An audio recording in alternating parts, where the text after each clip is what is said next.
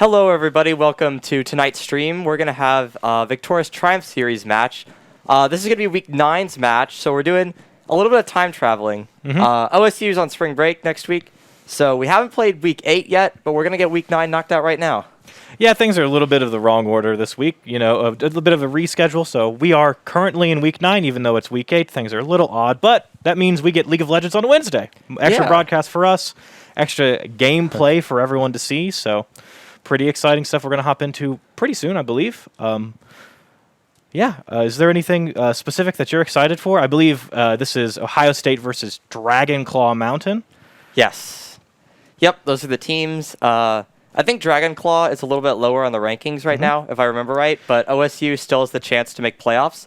So OSU, it's very critical that they win this game. I don't know if it means as much to Dragonclaw. I don't know if they can even make the playoffs at this point. Yeah, I'm looking at it right now. They are tied for last place, so we are favored in the match, but this match is important for Ohio State in order to be able to contend for the higher playoff spots. I don't know exactly what the cutoffs are for this league for playoffs. It looks like my producer's telling me it's top 4 make playoffs, so Ohio State currently in that position. A win here, I think, would clinch it. It would be close. So we're towards the op end, and this game is pretty vital for us to secure that playoff position. Yeah, it certainly would be. So I think OSU, we'll see him pull out all the stops tonight. So if we don't, there's not going to be a better time for him. I don't know what our last match is against, but it's probably... That's what I'm going to check. Who we are playing next week. Next week is not next week. Next week is now. So this is next week. Yeah. Now, what we were playing Friday on our actually scheduled match of the week is MGM, which is they're one of the Mint Gaming Mirage. Yeah. They are second right now. So this is our last easy match, I'd say. This is our last versus a team. Our last game versus a team that are rated lower than us. So in order to sort of clinch playoffs, this is a very important game for us because we're not currently favored to win that last match. So it is going to be our best opportunity. I do, just because I find it funny. I was watching last week's match, just a reminder for anyone who didn't. We barely closed out a 2-game series last week. In fact, there was a large Baron fight, and our opposing team didn't check the map well enough, and we had a Scion backdoor on the bot lane. It was insane to watch. Mukub on that Hullbreaker Scion got... one of the most satisfying plays in League of Legends, right? Had that Hullbreaker for the extra damage to turrets, has that ultimate that's able to damage the turrets, actually got to cruise into the base with that ultimate, crash into both the Nexus turrets, and kill the base while his team canceled recalls on a Baron fight. So yeah, definitely very satisfying to a game we were pretty far behind in. It was very competitive game through the entirety, but we were pretty behind in gold. So it was fun to see us be able to make that sort of tight comeback, right? Yeah. In a sort of hazardous game position. Yeah, it's always good to know that, like, no matter what game position you're in, you got to know your outs, and in that case, we did make it. And that's a good thing for Ohio State, right? Because you're not going to win every early game. It's not possible, right? Sometimes you're going to be off, your lane's not going to be perfect, you're going to fall behind in gold. But to have the macro ability to come back in that situation, to play from behind and find basically your team, even when you're behind, even when you're frustrated, be able to focus up, find, hey, how do we win this game? What do we need to do? Even if it's low odds, 20% to win, what do we have to do to make that win happen?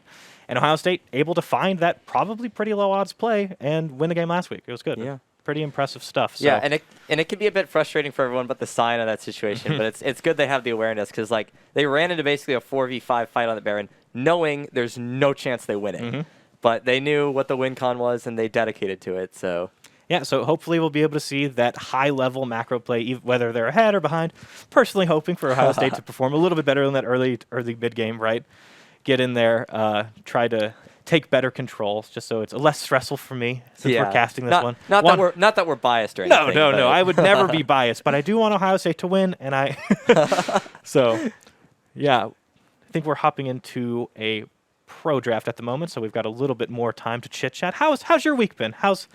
We're leading up to spring break next week for us, so... Yeah, I had a test on Monday that went, but I don't really have anything else left. I've got like 2 pieces of homework, so I'm just kind of relaxing at this point. Yeah, I've had a couple of classes get canceled because we've got spring break next week. People want to leave a little bit early. People go on vacation and stuff.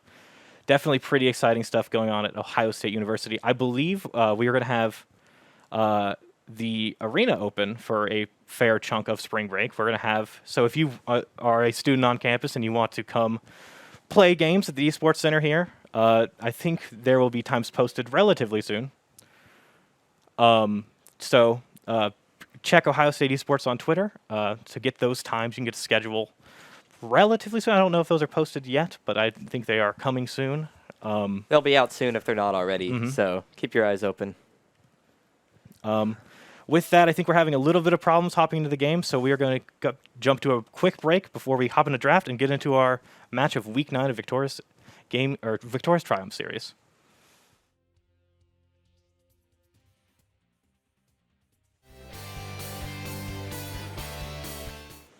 Welcome back to Victoris Triumph Series Week 9 from the future, from the past. We are going to hop into draft pretty soon. Having a little bit of troubles getting there, but we have settled it out. So I'm excited to see what Ohio State is going to pick versus Dragonclaw Mountain this evening. Yeah, me too. I imagine because like we've got some pretty high stakes in this match. I don't expect to see much like new experimental stuff from Ohio State. Yeah, I think they're probably going to stick to the meta for this one. I think the meta's in a pretty open place in a lot of the lanes. There's a couple power picks, and mid lane probably stuff like the Victor, the Ari, those things have sort of grown in most recent patches, getting buffs. Other things getting nerfed, like the Corki that we saw for a lot of the preseason. But those aren't that powerful, right? It's not like this is first pick, first ban, right? You trade one for the other. Stuff like the Jinx, the Zeri, the Aphelios in the bottom lane. There's 3 about equally powerful AD carries depending on what your team composition wants. So I think the meta's in a pretty open place for people to pick things that are comfortable to them, things that are more surprising or more like counter pick oriented, right? So I'll be interested to see if there's any of these powerful counter picks brought up. One that a combination that I've been scrimming on a lot recently that I like a lot to see is the Zilean mid lane with the Zeri AD carry.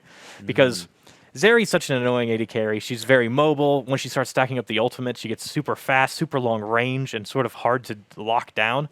With an extra life on top of that, plus the Zilean speed up, it's really hard to sort of maintain this champion. So, and the Zilean sort of raising in priority in the middle lane as of recently. So that's a combo that I'll be looking out for. Obviously, there's basically anything with a hook, right? I expect that from Flexitine for Ohio State. So that'll be interesting to see. Is there anything in the meta right now that you focus on a lot? Anything that you like?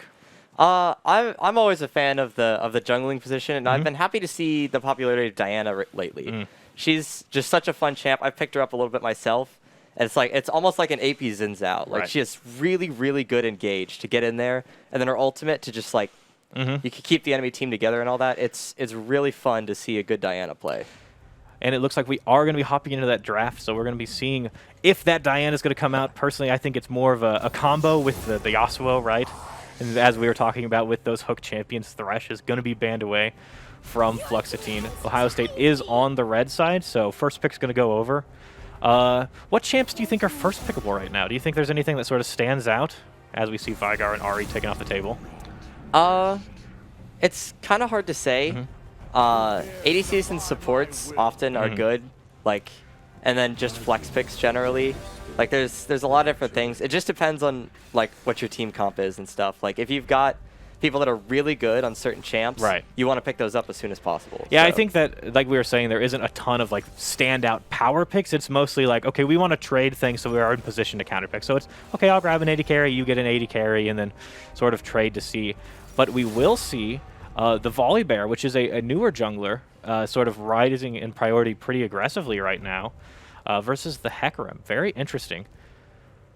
That's interesting. At the start of the season, we saw BioGamer play Hecarim quite a bit, and he was quite a menace on it. So I would imagine Soft probably got the pick before BioGamer, but yeah, I definitely think that since they are on that blue side, Dragonclaw Mountain most likely did first pick that Hecarim. BioGamer, very confident on the champ. Used to be a Hecarim one-trick. Obviously had to widen his pool a bit as he's hopped into the more competitive side of things. But yeah, almost certainly that was a first pick coming out for the blue side. And Lissandra is an interesting pick for the hunt for value. He is a newer mid laner. We have Draven. Okay. Oh. Never mind. We're not talking about that boring champ in the mid lane. Let's talk about this exciting AD carry. Oh, we've got Ezreal versus Draven in the bot lane. There That's were gonna be no interesting. AD carry bans. None. Not a single AD carry was banned this game, but somehow we've still ended up with Draven Swain bottom lane. What in the world? That is not what I was expecting to see on this game. Yeah, so you know what I was talking about, the sort of triangle of AD carries right now. You've got Aphelios, you've got Jinx, you've got Zeri, depending on team comp. If you want to peel, you take the Aphelios. If you want Jinx to be able to snowball and reset, if you want Zeri to be able to sort of 1v5 fights on her own. Instead, none of those. We'll take do none that, of those. and we're just going to throw it over there. Yeah, we're going to have to see. This is, in my mind, a pretty good Draven matchup in terms of AD carry. Ezreal has a really rough time trading with a Draven at any point of the game, right? Unless he does the sort of armor stacking build, this Draven is going to hurt him, and he's not going to be able to do anything. His poke doesn't really affect the Draven. He buys a Vamp Sector as soon as you possibly can, really, right? So he's going to have a rough time dealing with this matchup, but the Karma does help a lot to sort of stall that Draven in the laning phase. Yeah, the Karma's definitely going to help with the poke, but, like, we've also got the Swain over there, who's also no stranger to poking enemies. Yeah. So no, that is a very potent all-in, even at level 1, but most definitely at level 2. The Swain most likely going to take the Electrocute for the extra burst damage. Draven, I don't know what rune Dravens are going right now, but Hail of Blades always a threatening offense or option for that offensive lane. There's a lot of damage. This bot lane is scary, so if Dragonclaw Mountain doesn't put a lot of pressure with that Hecarim in the bottom side of this map, it could just fall over with the pressure of the Draven and Swain. And we know OSU Blue and Flex Team to be very aggressive players. Yeah. And it's speaking about that too, we've got Ornn on the top lane with Mukub, and Ornn is just a super tank. We've talked about it in previous matches where, like, early on, like, he's just insanely hard to gank or kill just because his massive health bar. So that might be another incentive for Soft to take this Hecarim toward that bot lane. And like you said, I think that's going to have to be one of their things. If they can't contain Draven against Ezreal, it's going to look bad pretty quick. I'm expecting 3v3s, 4v4s in this bottom side pretty early on with that both junglers coming down there and even the mid laners. Lissandra is going to be doing a great job setting up dives in this bottom lane, so Dragonclaw is going to have to put up a lot of pressure to sort of deflect. But if they do deflect that early game aggression, I think I prefer their composition in the late game. Yeah, I would agree. We've got Hecarim and Anivia are just great at team fights and engaging and all that kind of stuff. And, like, Ezreal scales pretty much as well as any ADC. Yeah. Maybe even a bit better than Draven. Yeah, so we're going to have to see if Dragonclaw Mountain is going to be able to sort of hold off that pressure, but we're going to take a quick break for competitive integrity, and we'll be right back.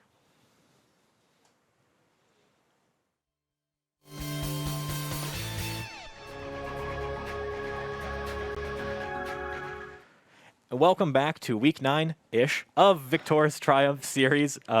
My name is Mason Fellows. This is my friend Delac, or Daniel Wilson, if you know him in real life. We are currently in a pause.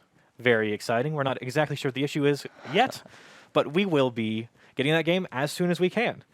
But now, me and you get to have a conversation about this draft, because we sort of had to throw to a break. We didn't know what was going on. But now we have free time to talk about the draft and the order things were selected. As I was assuming, it was that Hecarim first pick, but the rest of this draft did not go how I assumed. Yes. So, yeah, as you talked about, it was Hecarim first pick, but then the response from Ohio State was first of Volibear, which makes sense. It's a new jungler that BioGamer's been trying out. It's not his first time on this. But then the Draven was blind picked. Yeah. Yeah, blind picked Draven R2 with all of those OP AD carries that I was talking about in the pregame. All of them are available. All of them ignored. The only AD carry ban that actually took place was a Jhin ban. A little research in Dragonclaw Mountain's, their AD carry player is Master Seer, very powerful player individually. His highest win rate character is that Jhin, so that's his most confident champ. It was banned away, but the rest of the AD carries were nowhere to be found in this draft. I don't know why, but it would be interesting. Like, OSU is not only confident enough to blind pick it, but they are confident enough to ignore what everybody else is picking. They think this is their winning strategy. This is their winning lane. So it'd be interesting how that turns out. I think that's where my eyes are, all in this bottom lane, right? If the junglers can get down there and make something happen, that's where the pressure comes. But let's talk about it in Dragonclaw Mountain's favor. Where do they want things to go? Or what do you think? Well, I think they need their jungler to do well, obviously, because you said on the bot lane. And I think the mid lane is going to be another high point for Dragonclaw Mountain, because we were talking Anivia versus Lissandra. Anivia's got a bit of a range advantage there. And, like, throughout this whole, like, season, really, range has been one of the focus of the mid lane. Absolutely. Like, range champs, we were looking at Ari and Victor and stuff like that. The meta ones are able to outrange and just control their opponents with just that long-range stuff. So Anivia having the advantage there is something Dragonclaw can definitely use to claw a lead. Absolutely, and I think even more specifically, like the Lissandra, one of the important things of this character is you push the wave, you cast your abilities, you make sure it's all dead, and then you leave, right? You get the wave off of your turret, and you go for a roam play, you try to make a dive happen with your ultimate, and we will be hopping into that game. But Anivia can clear these waves just as quickly, right?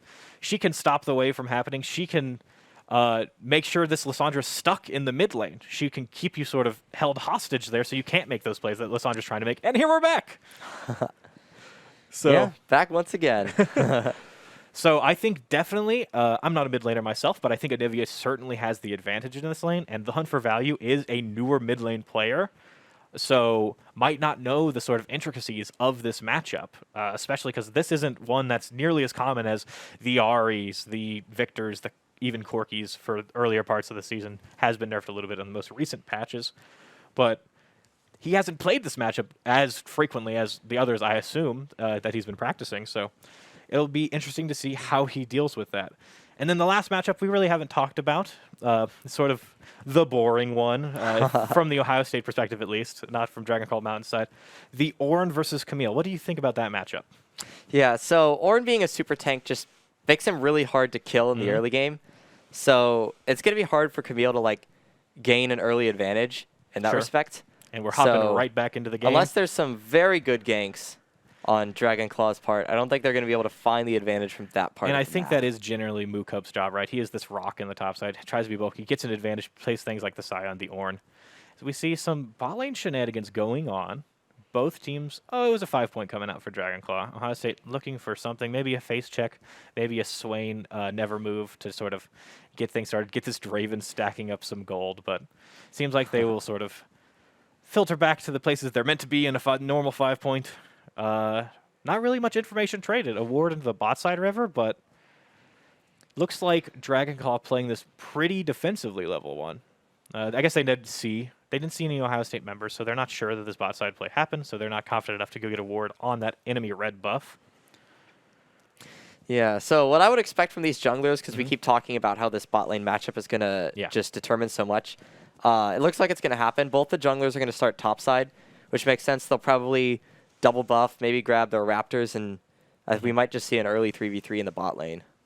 Yeah, and something interesting as we sort of wait for these lanes to start happening and the aggression to get kicked off, I love to look through, check these runes, see if anything surprises us, see if anything is going to be certainly impactful. And something that I didn't expect was the glacial augment on the Swain. Personally, when I play this pick, I'm looking for the extra, but we see a little bit of an engage coming. Oh, the slow is massive. Ooh. OSU Blue is dishing the damage onto Light there, and yeah, he's going to feel the pain, but OSU Blue is not going to be able to claim his life. So yeah, and what I was saying is you sort of want the extra damage on those bursty trades, but you don't need to bring the damage if you've got a Hail of Blades Draven sort of chucking axes if that slow sticks. So very powerful before that before that Ezreal gets his E. They get the level 2 spike and are positioning very aggressively here. Yeah, they're certainly they're staring down at him right now, and the top lane matchup has just been slow there, and it looks like the junglers are slowly making their way to the bottom. Hecarim cleared their whole top side, and Volibear might be the first to get down there, though. We're going to have to see how quickly Hecarim can clear these Raptors and his buff. Yeah, and it looks like this is what we were expecting, right? This bot lane, there's a bomb waiting, ready to go off. These junglers have to get down there as quickly as possible. Both of them starting on the top side, pathing directly down. So looks like they're able to slow it down enough for them to finish clearing out their jungle, but they are both coming in, and another big never move. Ooh. Oh. Wow. A lot of damage coming out of OSU Blue, but even with the Ignite, it's just not quite enough to take down Light. Ezreal's barely going to escape with his life. And Oh, Mukub looks like he could have been in a bit of trouble there for a second, but just the massive HP bar bailing him out a little bit. So Yeah, and the Glacial Augment is putting in work. These people, they can't get out of the never moves. Like, the CC at first, it's annoying, but once you sort of take that initial burst, you just walk away. The trade doesn't matter that much. But the damage is just extended so much. But speaking of extending, we're going... Yeah, Hunt for Value is going to get... Oh, looks like we're having another pause. Something interesting to note, BioGamer is positioning sort of no play to be had in the bot lane because of that early aggression from Ohio State. They're able to sort of thwart the gank, right? There's no gank to be made if your support has to recall. So not only is the Hecarim recall sort of reset, get back on the map to a different position, probably going to fight for that top crab, BioGamer himself is able to position for this mid lane play.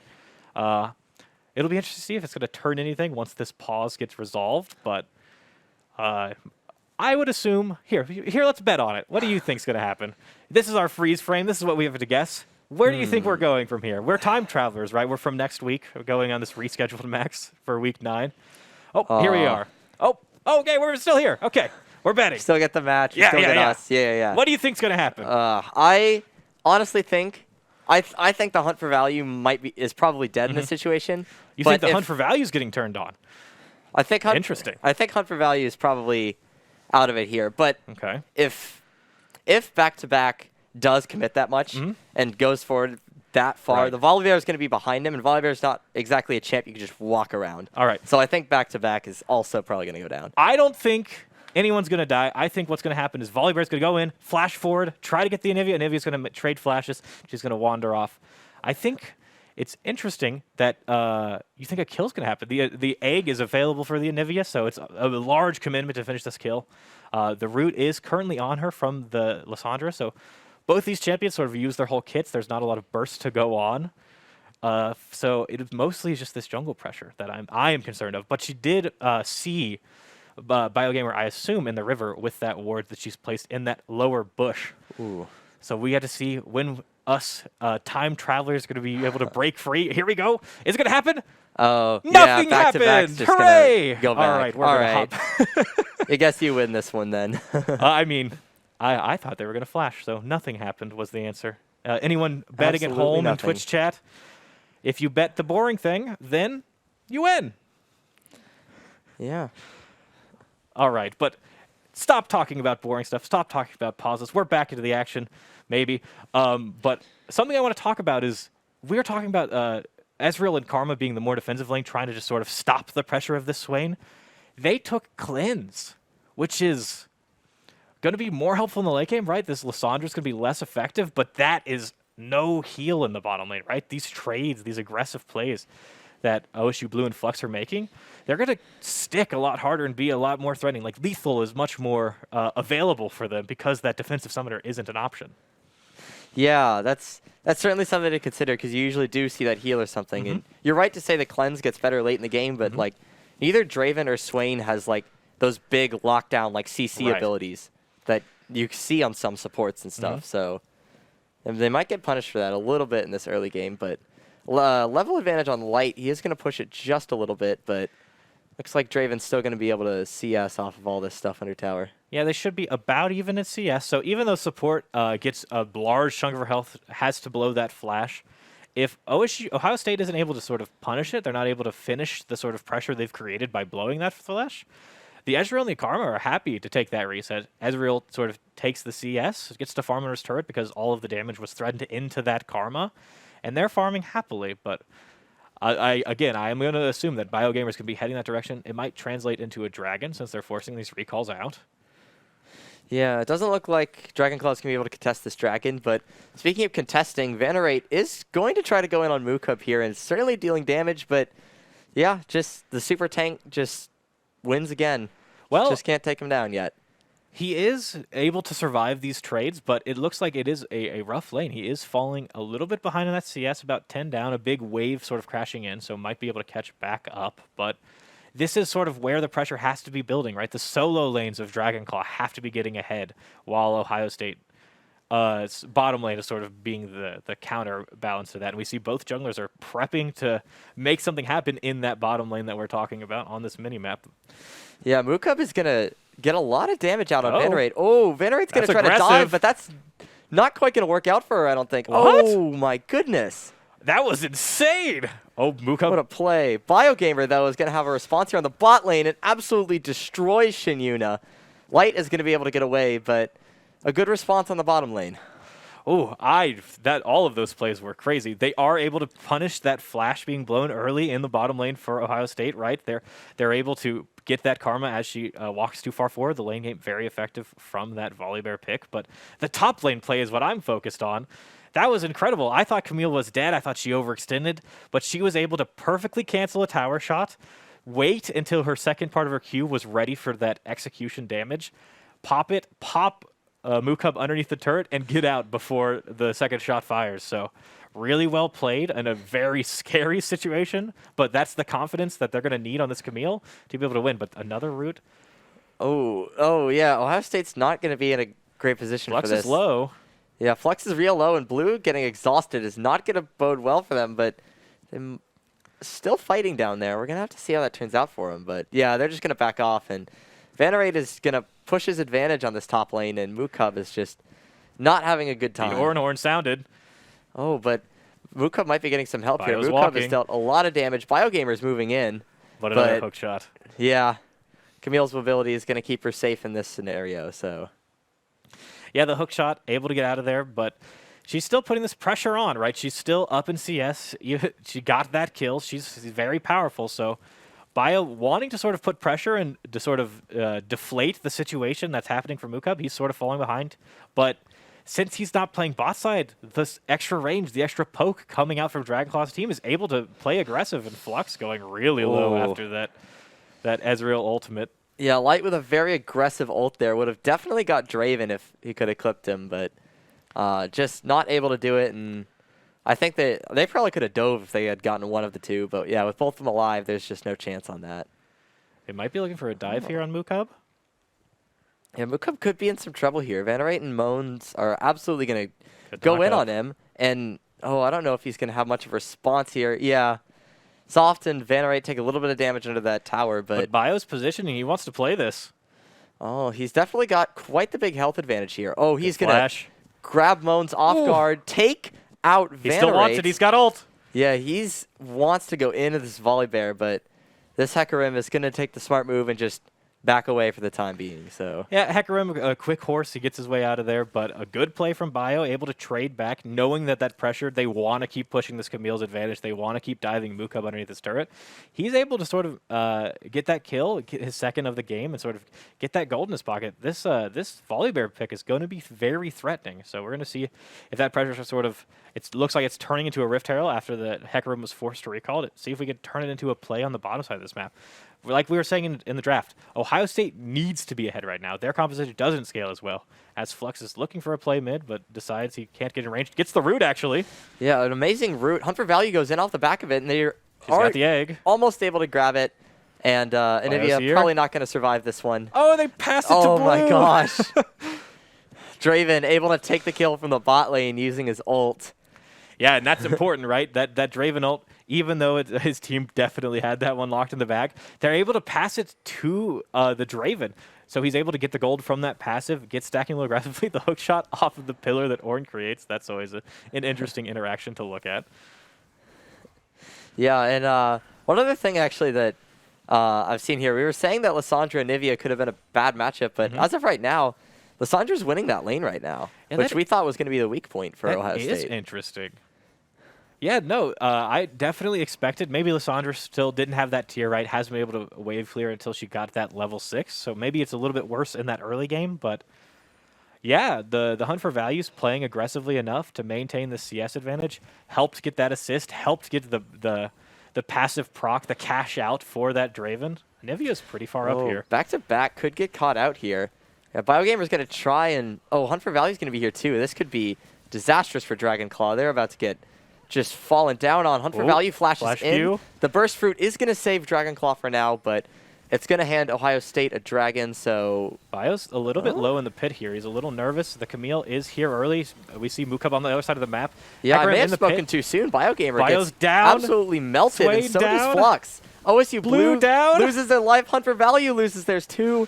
and a stolen Drake, and a disaster of a team fight leaves OSU with nothing but Ornn just pushing whatever he can on the top lane. Oh, yeah, and Ornn is not a split pusher, right? He's not going to get a lot of value for being in this top side. That's a 4-for-0 in favor of Dragonclaw when it looks like Ohio State was using their early game comp, pushing their advantage, able to secure objectives and positioning, but they overextend on an Anivia. They miss a couple skill shots at maximum range of their comp, not really having the farthest range engage tools, and then they get punished. They get collapsed on. The early roam, I think actually was a teleport coming out for Vanneret, not matched by Mookub, and then the fight was just lost. A dragon, really important for the Dragonclaw to lock down, right? Yeah, they're certainly going to be happy to grab any advantage in this early game because, yeah, as you've said, and it still stays true, that Dragonclaw is going to scale better than Ohio State in this situation. Absolutely, right? It's important. Ohio State needs to be stacking these dragons, need to be threatening that soul so that their sort of early game composition, their shorter range, their more pick-focused comp, they have to get things done now because once it gets later, once it gets to that 30-minute mark, it's going to be a lot harder for them to find the team fights that they win. Yeah, certainly. OSU Blue looks like he might be able to take a plate here. Going to take some damage from the Ezreal, but going to be appreciating the gold that he gets from that. So, yeah, I mean, they're trading back what they can, right? OSU still looking for good plays, but a play being made in the mid lane. These trades are gross. There's a lot of damage coming out, but this Lissandra looks like it's going to want to roam, but Mookub is going to be in the middle of a fight with Vanneret here, and this Camille is just so rough to fight against. And Harold getting popped Ezreal with side. a 3-person ult there. It's going to deal a lot of damage, but this Rift Herald means that this tower is going to be gone. So first tower to Ohio State, and that's all 5 plates. But Dragon's got 4 members. OSU's got 4 members. Flux is low. Flux is forced to ult to gain some of his health back, but Moans is going to move in on him with Hecarim's great engage, and OSU is going to be sent flying and running away from there. Yeah, Hecarim just short on the ultimate cooldown. Otherwise, a massive play was going to be made there. OSU pushing for gold, still trying to play aggressively, get that gold lead back in their favor, but it's scary, right? They are overseeing. They're playing on a knife's edge to not die to these counterplays coming out from Dragonclaw, and honestly, it looks like the counterplay doesn't stop. They're going to push for plates of their own against the low health members of Ohio State. Yeah, Ohio State will just absolutely get dived here if they're not careful. So I think they just have to give this up. But Biogamer, yeah, he's going to realize Hecarim's on this side of things, and he's going to see if he can get out of this fight. I don't know if this is going to go very well. Biogamer is certainly going to keep fighting here, but soft. Hecarim does have that ult now. So fast. He's going to ult, but it's not going to be enough. Light takes down Biogamer, and it's going to cause a fight here. Hunt for Value takes down Hecarim, but now we're going to get into more of a fight. Hunt for Value is dishing out damage. Mookub is here for the team fight, and he's able to grab some value. And Lissandra gets the double kill. OSU Blue trying to take out back-to-back, just able to do it. And that's the advantage that OSU might have been looking for. And that's the opposite of the play that we just saw on the Dragon, right? OSU felt like they had the advantage, felt like they had the emphasis, so they push a little bit too far, die, and then it turns into a great team fight with Dragonclaw. The opposite happens. Dragonclaw, they sort of were looking for that team fight on the bottom side, don't find it. Then the Hecarim finally gets that ult up, finally feel like he can make a play, and overextends in the jungle, dies, and his team gets collapsed on. Mookub using the teleport that time. But now in the top side, that's hookshot. Biogamer is going to be able to take down Vanneret here. For sure. OSU Blue is going to take damage for it, but that's going to be a good little damper on a bit of a top diff that was starting to form. And I think that was a bounty. I think that Camille was pocketing a lot of gold, was 4-1 there, had a CS advantage over a lane opponent, and even if it wasn't a bounty, it was another cash out for Blue. This Draven is getting accelerated, right? And maybe they don't outscale, but a Draven on 2 items is terrifying. This guy is going to deal so much damage. So if you get caught by a never move, you get caught by any part of Lissandra's kit, you get caught by that volley bear sprinting at you, you're going to die if this Draven's anywhere nearby. Yeah, he will certainly take any bit of CC and just turn it into way more than it is. And Mookub is going to get caught out here, unfortunately. There's just going to be no saving him. Flux and Hunt for Value are going to back up, but maybe overextending just a little bit there, but that's not ultimately the worst thing right there. Yeah, there weren't any waves for him to farm. He's not going to lose a lot, right? Swain's actually going to pick up this wave in the mid lane, but 15 seconds till the Dragon means that death loses Ohio State a lot of positioning. So, again, we were talking about Ohio State wants the early game aggression, and speaking of aggression, a hookshot coming out. Oh, yeah, Hunt for Values almost got caught out, but luckily Lissandra's little teleport there, able to keep out of danger for the time being. It looks like Ohio State's not going to fight for this. That's another Dragon going into the pockets of Dragonclaw, funnily enough. But that's bad. Ooh, Draven. It's close. Yeah. Oh, that was close. But that was a very good attempt from the Draven, but yeah, Dragonclaw claims the Drake advantage for the time being. They've stacked 2, right? So there's at least another 15 minutes before OSU can even start to threaten that objective if they kill it on spawn every time. So the Soul doesn't really look like it's in the tables for this aggressive comp. They are able to trade it for a top lane outer turret, so getting a little bit more of a gold lead, and Bios going to look to make it even more. Yeah, Biogamer with a great engage here, and Mukub able to keep Shin in the mid lane, and they're able to take her out. So quite a good pick there. And Hunt for Value might be finding a pick on back-to-back. Oh, Soft is going to have something to say about this, though. Hunt for Value is going in, but overextends just a little bit, unaware of where the jungler is, and pays the price for it. Yeah, definitely a bit of an overreach, but they are going to make another play onto this mid turret. Definitely going to fall. Ezreal's safe enough throwing Qs from the distance with that E available, but if they get another charge, this is a lot of damage. Maybe that Dragon trade doesn't matter as much. And we're talking about, we do think the Dragons are important, right? It's going to be powerful if you're able to get to that Soul. But OSU says, okay, we don't want Soul. We're not going to be able to get Soul this game, and we don't think you are either, because we are going to trade those individual dragons for gold on the other side of the map. We turn it into a tower. We turn it into a Rift Herald, which turns into a mid lane tower, right? So they're saying, okay, you take the value, we'll take the tempo. We're going to take the gold on the map right now. You might have the threat of a Soul later, but we're going to get enough gold to just beat you, take a Nash, and then end the game. Yeah, and that's what you have to do when you fall behind on Drakes and stuff like that, because as you were saying, it's like 15 minutes, like, in ideal conditions before Ohio State could be able to contest on that Drake. But if they're grabbing these towers and they're pushing it back like that, that second-tier mid tower is just almost gone already. So that could put a lot of pressure on Dragonclaw here soon if OSU presses their advantages correctly. Yeah, and speaking of trying to put a lot of pressure on, that is Essence Reaver into Collector on this Draven. This guy destroys people without armor. So this Karma, this Ezreal, they are going to fall over if Draven is anywhere nearby. So it's going to be about playing at maximum range, but still playing close enough to kill minion waves as Dragonclaw. So we're going to see where Ohio State wants to make a play, wants to make a move for a fight. I think Dragonclaw wants to play as defensively as they can until that Baron is a problem for them. But yeah, it'll be interesting to see if they can find an angle. OSU needs to find a reason to convince Dragonclaw to fight. And if it is going to be that Dragon, if Dragonclaw gets sort of baited in by the appeal of that soul point into a bad fight, that's OSU's angle into this. Yeah, certainly. Any way you can force bad fights is going to be a good time for you. And it looks like Soft might just be caught out here. But yeah, unfortunately, Hecarim is just so fast he's able to get out of there. And a little bit of hesitation for Bio there. Didn't rip the Q immediately, so Hecarim able to speed his way out of there, the speed horse. But the map is sort of stagnating, right? This is exactly what Dragonclaw wants. They want to say, okay, we're going to keep vision where we need it. We're going to play slow. We're going to trade minion waves with you until we scale. Now, we have put the scaling in Dragonclaw's favor this whole time. Hookshot coming out, massive damage. Huge damage from Venerate. Hunt for Value is just able to get away once again, but like, losing half your health in one hit like that is always going to put you on edge. Oh, Camille is such a gross character. That guy is unfair. What does that trade even do? He dashed halfway across the map and then deals your entire health bar with one auto attack. What are you supposed to do as a mage? Yeah, definitely going to need to see. We were talking about scaling. Scaling in favor of Dragonclaw, right? The Anivia late game, the Ezreal, once he has a couple items, this Camille being a split push threat, they're very powerful. But the Ornn isn't a slouch in the late game either, right? He adds extra gold value to his teammates. As he hits that level 13, he'll upgrade his own item, and then after that, every single time, he'll upgrade a mythic of his teammates. So maybe a little bit extra oomph in this mid-game team fight right before an Ashe, because Mukub is very close to that level 13, 14, 15 mark. It'll be able to maybe push Ohio State over the line. Yeah.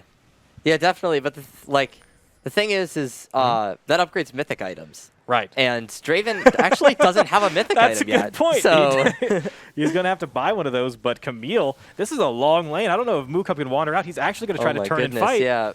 Venerate is going to get hit hard by that ult, but I just don't think Mukub's going to have it in it. He's going to be able to stopwatch. The minions! The minions actually able to claim it. What an insane hourglass from Ohio State there. And now they're going to get into a 3 versus 4 fight down here, and Dragonclaw is actually going to back away from it. So yeah, maybe I think a little hesitation, but yeah, Dragonclaw, they're trying to push, right? They're trying to seal in this win. They feel like they can fight. They feel like they're in a position of power. This Camille has been doing gross things at the side lane, but oversteps there. Mukub with that stopwatch, with that flash availability, with the Summoner Ignite, and so a big Dragon Steal! Another. Oh, no. Ezreal is just unmatched in his ability to steal those objectives with that global ult, man. Well, now there is a play for Dragon Blade made, and Ohio State is angry about this steal, so they are 5-man pushing in this mid lane right now. They want a fight to happen. They've been looking for reasons to fight. And Mukub looking for one himself. Yeah, Biogamer's going to look to try to engage, but looks like they might be able to. Yeah, Moans is just going to come in on the wrong side of things and just absolutely get picked off, and that's not going to be good for Dragonclaw as they sit here with 1 player down. Well, they did lose their jungler, but Bio is pretty low. Members have used a lot of resources for Ohio State, so it doesn't look like they're going to be able to threaten that Baron immediately. And now, I was talking about, okay, Dragonclaw, let them have a couple dragons. Let Ohio State sort of take control of the map when they're powerful, right? But Dragonclaw said, okay, we'll let you go leash that dragon for us. We'll just take it anyway. We'll take it with the Ezreal ult. Thanks for the So leash. now they are threatening that soul point, right? They have pressure suddenly. OSU needs to fight, but OSU wants to fight is the problem. So I'm still scared for Dragonclaw to maybe overcommit on this next dragon. Yeah, well, they're certainly going to want the soul because talking about scaling and everything, just Mountain Soul is just going to make you so much more resistant to any of the high damage stuff that OSU might be wanting to do. So definitely something to watch out for. But yeah, that's what Ohio State's going to have to hope for in the near future. Dragonclaw's going to have to force a bad fight, but they've been fairly reserved with that one exception earlier in this game. So we're going to have to just wait and see. I'm not putting my money on them taking a bad fight. But that's what I'm nervous about, right? Because that soul would be the game, right? That ends it right there. It's very, very hard for Ohio State's team comp to win once you give Dragonclaw. It's really hard for any team comp, but specifically with the drafts that have happened here. If Dragonclaw is able to lock in that Mountain Soul, it's probably the game. But that appeal, right? That's like, okay, we can end the game right here. We just got to fight. That's what Ohio State wants. They want them to be fighting. They want a fight right now while they're strong, while they're on these now 3-item spikes for that Draven with the Volibear also being big. Yeah. The items coming in on the Ornn. This is where they want to fight. So I would be very nervous for Dragonclaw if they try to contest this dragon. It looks like Baron is mostly a non-factor. We are just waiting for that soul point, for that soul dragon fight to come out. So yeah, both teams have their own bits of vision around the Baron, and obviously in a 5v5, it's not a good idea for any team to go for Baron. So not going to be looking toward that. But our next Drake doesn't spawn for another 2 minutes. So I think each team is going to kind of tread lightly for the time being with that considered. Yeah, I think in the interim, right, this Camille is the most threatening individual person on the map. Obviously, this Draven can pump out a lot of damage, but in the side lane, the Draven probably loses to a Hecarim, loses to an Anivia, loses to a Camille, right? So with a team, this Draven can be absolutely disgusting. But this Camille can be threatening by herself. If you put the wrong member in the side lane versus this Camille, Camille can not only dive them, Camille can then kill the turret and threaten an inhibitor and basically force your entire team off of the map with the right setup. So I definitely think it'll be interesting to see how the lane assignments are from Ohio State as we get a little bit closer to this dragon, right? 1:30. Vision needs to be set up now. They are contesting in the top side here, which is interesting. Yeah, Dragonclaw's taking a lot of the Ohio State vision that was set up here, which is just like 6 wards they've just taken out in the last minute. So yeah, they're definitely making plays to at least deny Ohio State the vision and keep them guessing, which is a good play overall. And we were pretty focused on this bottom lane in the early game. Something we didn't mention is that Mukub is using that Summoner Spellbook. We did see him use the Ignite earlier. But right now, he's got the Ghost and the Flash available to him. He doesn't have Teleport, so he's in this bottom lane. He's ready for the dragon fight. Whereas the Camille has TP. She's ready to split push, threaten the side, and then join the fight. Whereas OSU, Mukub can't match because he would have to use one of these Spellbook procs to do it. Hunt for Value took the Ignite for the laning phase, also can't match these sides and be part of the team fight. So Camille going bottom lane, so maybe they're thinking about trading the dragon for a Nash, or just wanted the Camille early in the team fight so that teleport thing I was talking about won't exactly be important. Yeah, so that's the interesting thing. It looks like Mukub is finally going to be here to upgrade Draven's Eclipse. And there it goes. We have got Draven with just that much more of an advantage, but Dragonclaw is completely surrounding this dragon here now, and looks like a fight might be ensuing very soon. This is the fight I was nervous about, right? If Dragonclaw missteps, if they overextend just a little bit, and you get the giant crowd control from the Lissandra, from the Ornn, then the advantage that they've been acting, the soul that they're threatening, and a good never move into a root. Oh, goodness. Vanarate almost gets completely caught off guard, and a great ult from Mookub is able to claim some advantage. An early ult from Ezreal doesn't take much damage. Back-to-back is going to get taken down. Good fear. And now, oh, they're going to go in. OSU Blue takes down the Hecarim, and now Dragonclaw's on the back foot. This is it's so scary. Ezreal's trying to do some heroics here. Oh, he's dodging, but Draven trying to forward. move in. Draven's flashing in. What a play. Shin Yuna is just erased off the map. And this is the fight. This is what we're scared of. But a teleport coming in. They still want to play this. They want the soul. Oh, my goodness. Yeah, Vanarate's coming back and definitely is not willing to give this one up yet. Vanarate gets the first kill. Is he able to get another one? He's not quite. I don't think Light's going to be able to contest this. I think this Drake. Yeah, this Drake already went to OSU. OSU still has an AD carry. They still have a jungler. They could threaten this match with all the members falling, but the sort of teleport back in slowed down this team fight enough that it doesn't look like they're going to try to force that objective. This is what I was talking about. This fight is so scary for Dragonclaw. We just saw 2 Ornn items upgraded for Ohio State. The Luden's Echo upgraded to Luden's Tempest, and the Eclipse upgraded to, I don't remember what that's called. And they are just powerful. This is thousands of gold of value suddenly added to this comp that excels in mid-game team fights. And Dragonclaw gave it to him.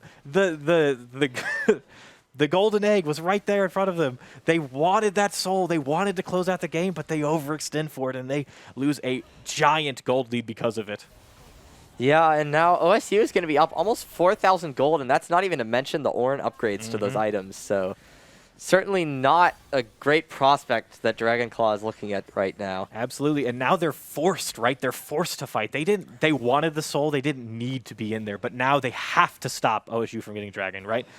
Right now, they're winning the side lanes with the Camille. We've seen the Ornn able to fight in these lanes, though, able to trade back in the Camille with the summon, with that stopwatch available. With Baron Nashor, he will absolutely be able to hold this 1v1. So the small advantage that Dragonclaw still has, they go away if Baron dies. So now they are forced to take this fight. If OSU can get the vision control, can secure the area, they can bait them into the darkness, they're going to be able to make big picks with their aggressive composition here. Yeah, we'll have to see how it all works out in that regard. So Mookub is still just hanging around on this bot side. He's making sure this farm doesn't go to waste. Back-to-back is here to keep him in check a little bit, but ultimately, like you said, Ornn's not really the split pusher, so it's not a terribly large threat down there. Yeah, and that fight was very good. Another big Whoa! You have got to watch out for that. That Glacial Augment will tear you apart if Draven gets his chance, as we just saw right there. Another pick in the jungle. Oh, Soft is just unable to follow up on it. Oh, BioGamer's going to be here to capitalize. Soft is down. OSU Blue takes it with his ult, feeding the Draven even more. That Draven's got a 700 gold bounty right now, and Ohio State's going to look to take this advantage into a Baron. And what is Dragonclaw supposed to do? There is no fight here. You don't have a jungler. How do you get in there? The Camille trying to do some heroics, the strongest member of her team. But I don't think there's an angle here. I don't think there's a way to get in. How do you get into this pit? Yeah, it doesn't seem like there is, because Ohio State's just claimed the Baron, and I am expecting to get 1 or 2 inhibs off the back of this. This should be just free reign for Ohio State. That for a bit. And the extra gold, the league it was 1,000, then it was 2,000. It was slow. Ohio State really couldn't find those fights they wanted.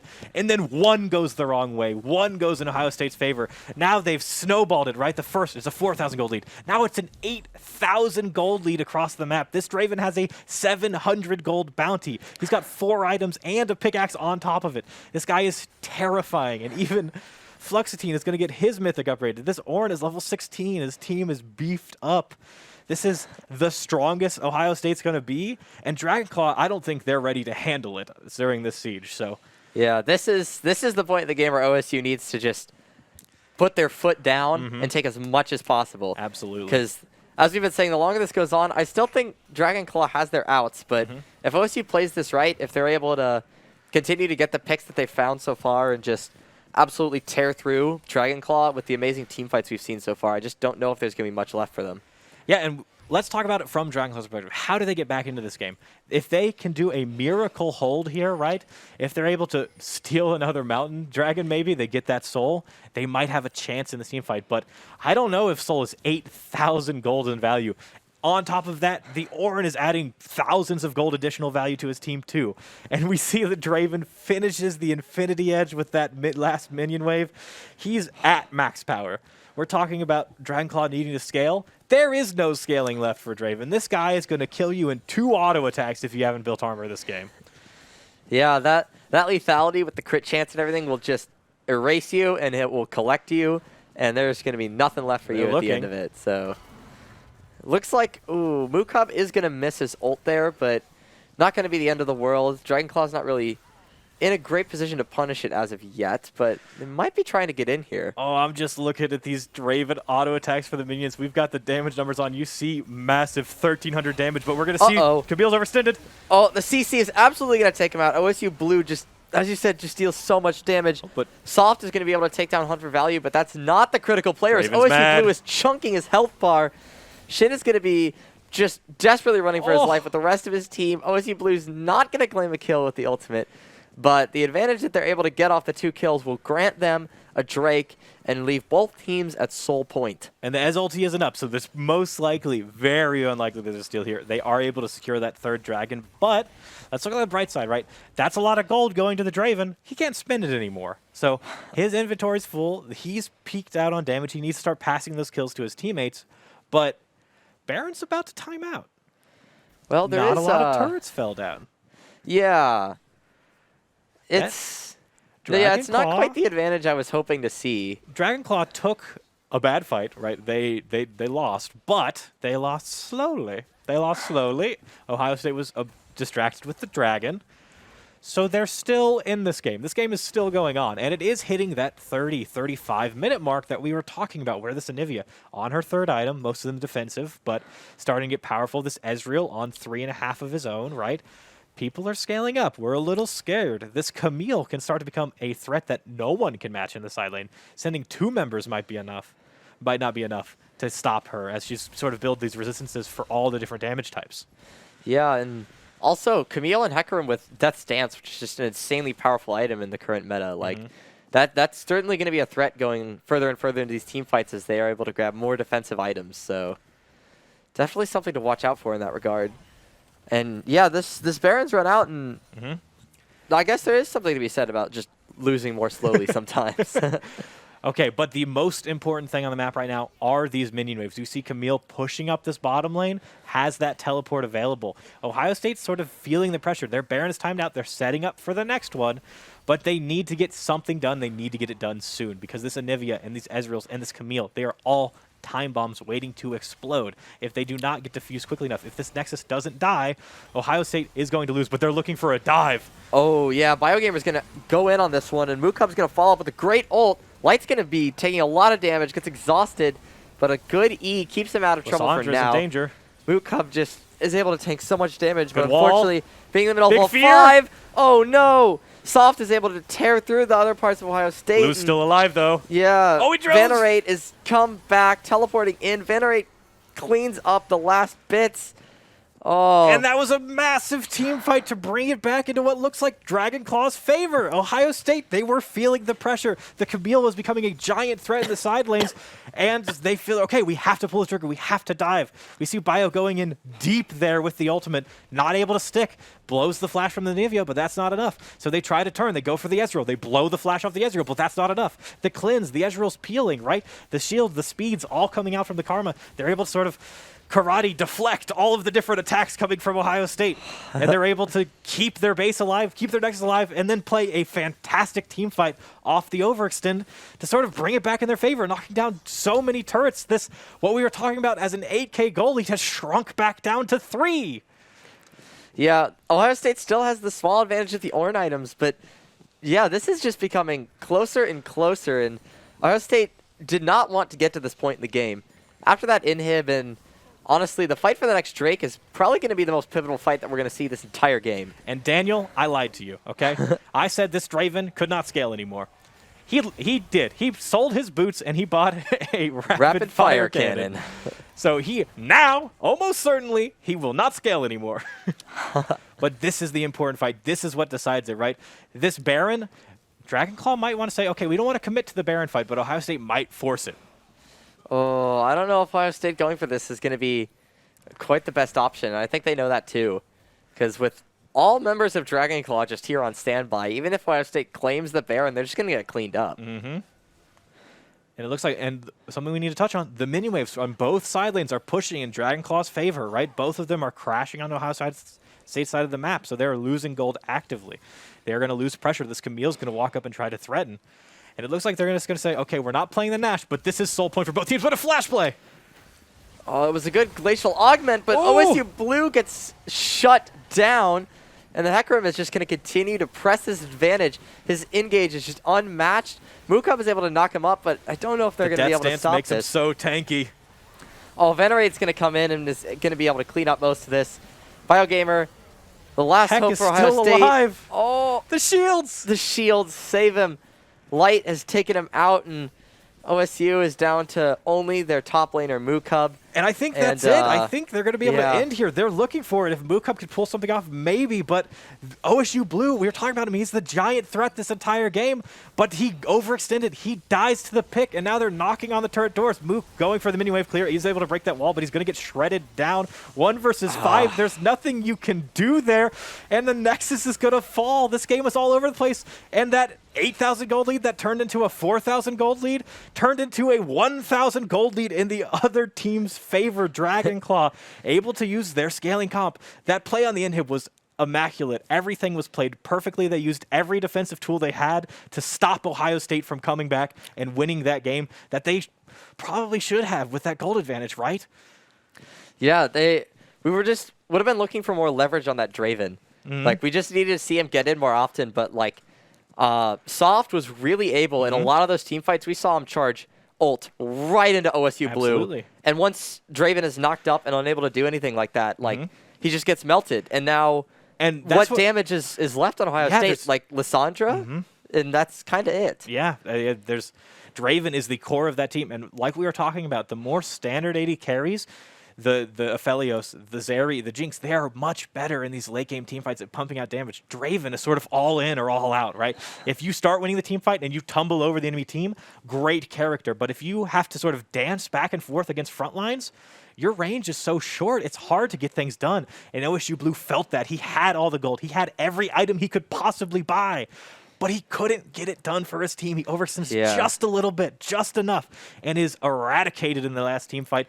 Dragonclaw able to take the win there, and I'm excited to see what adaptations happen for Game 2. Yeah, I'm sure OSU's got some idea on what they do on this next time. And another thing with the Draven is, like, remember with his axe throwing and everything, his mobility is limited by that too. Right. Because if he wants to continue throwing up his blades and making that happen, he has to hit this point and then throw again. And then he's got to run over here and throw it again. It's predictable, right? So we saw, because of that predictability, he gets locked down time and time again in these team fights where he has the damage to kill everyone, but when you're crowd control, you can't do anything. So we're going to see if the Draven comes back out or if we switch to something a little bit more standard in the next game. So we're going to take a quick break and get right back to you.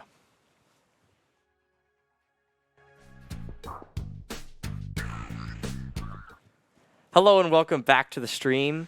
We just witnessed the end of a rather disappointing game for Ohio State fans out there.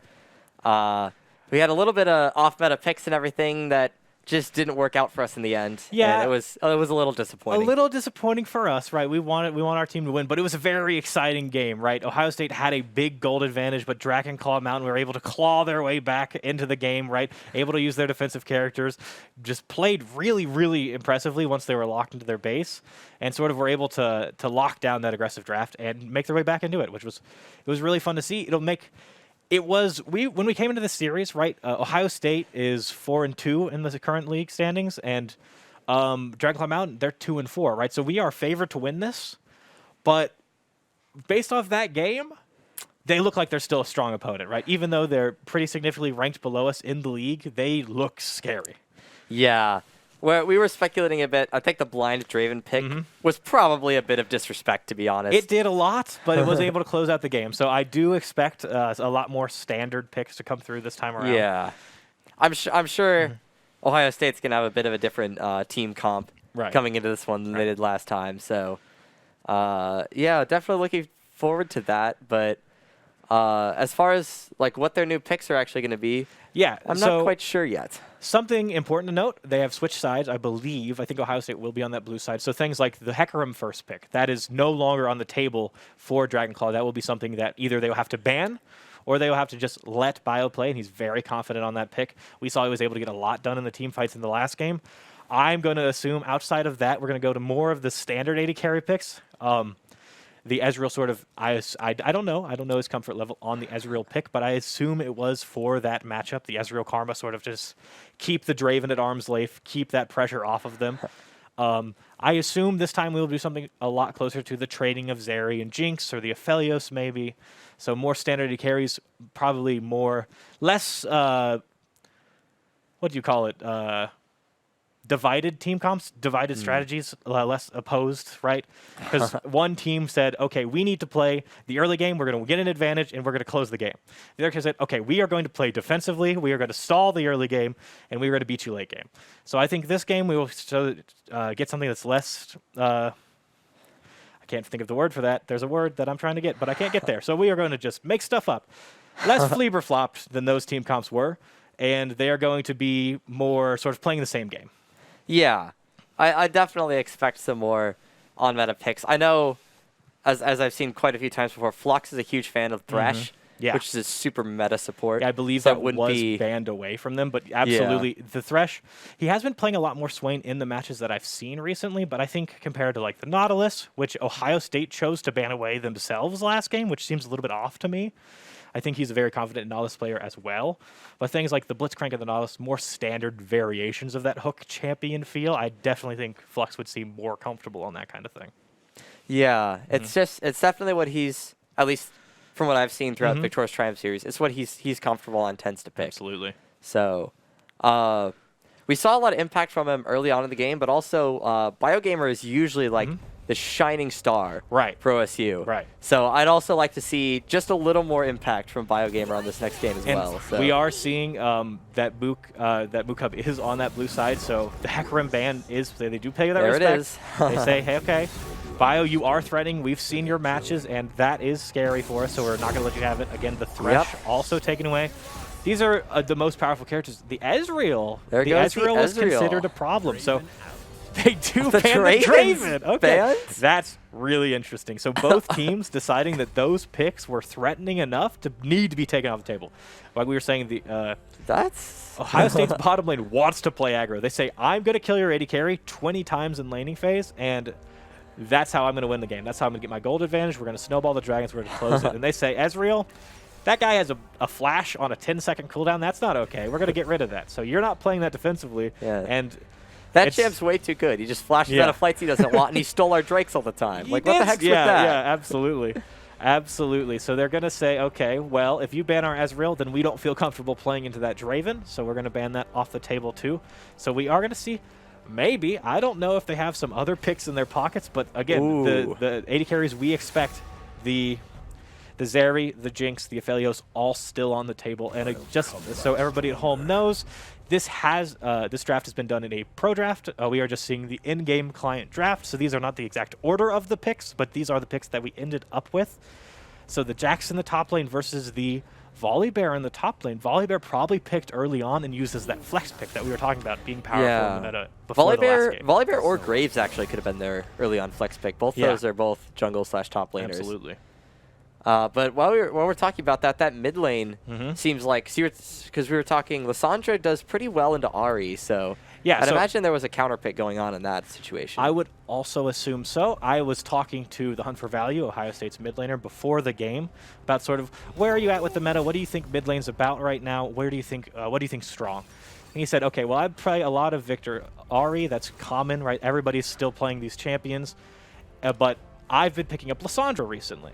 As specifically a counter to the Ahri is what he told me. He said it was a powerful matchup. It's worth practicing.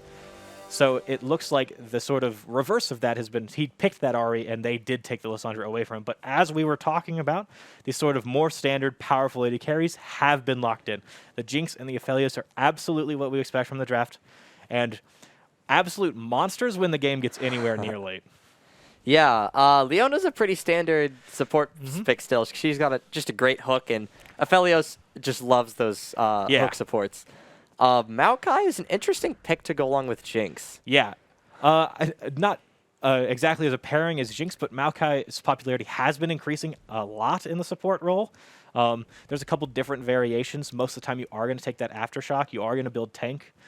In the olden days of Maokai support, you went Emax. You built full AP, Imperial Mandate, or even Leandri sometimes just for burst and sort of zone control. But we've switched back to sort of more tank style. Locket's a really powerful item right now, so wouldn't be surprised to see him take that. But a lot of the Maokais actually are running with first item Dead Man's Plate just for a little bit more roam power, a little more pick pressure. Yeah, it gives them a little bit of that bulk and a lot more of that movement speed as well. Absolutely. So, yeah, and it looks like we've got two pretty aggressive junglers here. Yeah. Graves and Jarvan are both very much have a lot of early game presence, and they can threaten a lot early in the game. Yeah, especially that Jarvan pick there, right? Famous for level 2 ganks. You can go red buff straight to mid lane or straight to a bottom lane, depending on which side of the map you're playing on, as that red side's a little bit harder to make it to the top lane. But that champion absolutely can get some early game ganks, and he's got fantastic setup from all of his team members to make those ganks happen, right? If there's a Jarvan flashing at you, and a Leona following up, or a Lissandra following up, or even the Jax Counter-Strike following up to crowd control you, lock you down, there's certainly enough damage to burst out the entire roster of Ohio State University. So, yeah, it could be quite rough for them. But I think we'll see a little more of that. Who do you favor in the late game, looking at these team comps? It's hard to pick. I think OSU actually gets this one by a little bit.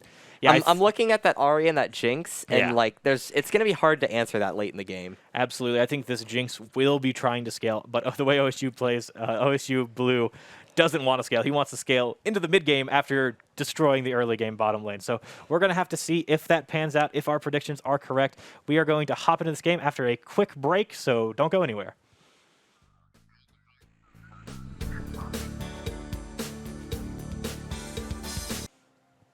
Welcome back to the Ohio State Esports broadcast. We are here from the future, from the past, in Victoris Triumph Series Week 9. We had a little bit of a rescheduled match, and right now we're hopping into Game 2 of the series, Dragonclaw Mountain versus Ohio State University. Dragonclaw able to take a close game in the last one, but Ohio State coming back with a more standard, I'd say, certainly, but I would say, a much more powerful composition overall. Yeah, just looking at some of the early stuff, I just noticed both ADCs have taken Cleanse as one of their summoner spells. So definitely with Maokai and Leona as the two supports, that does kind of make sense. Both of those have some pretty hard CC that can shut people down. OSU Blue is definitely going to find value in that Cleanse. The Solar Flare be able to dodge out. The Lissandra Frozen Tomb also is going for Jinx's head the whole time. So definitely a valuable summoner spell.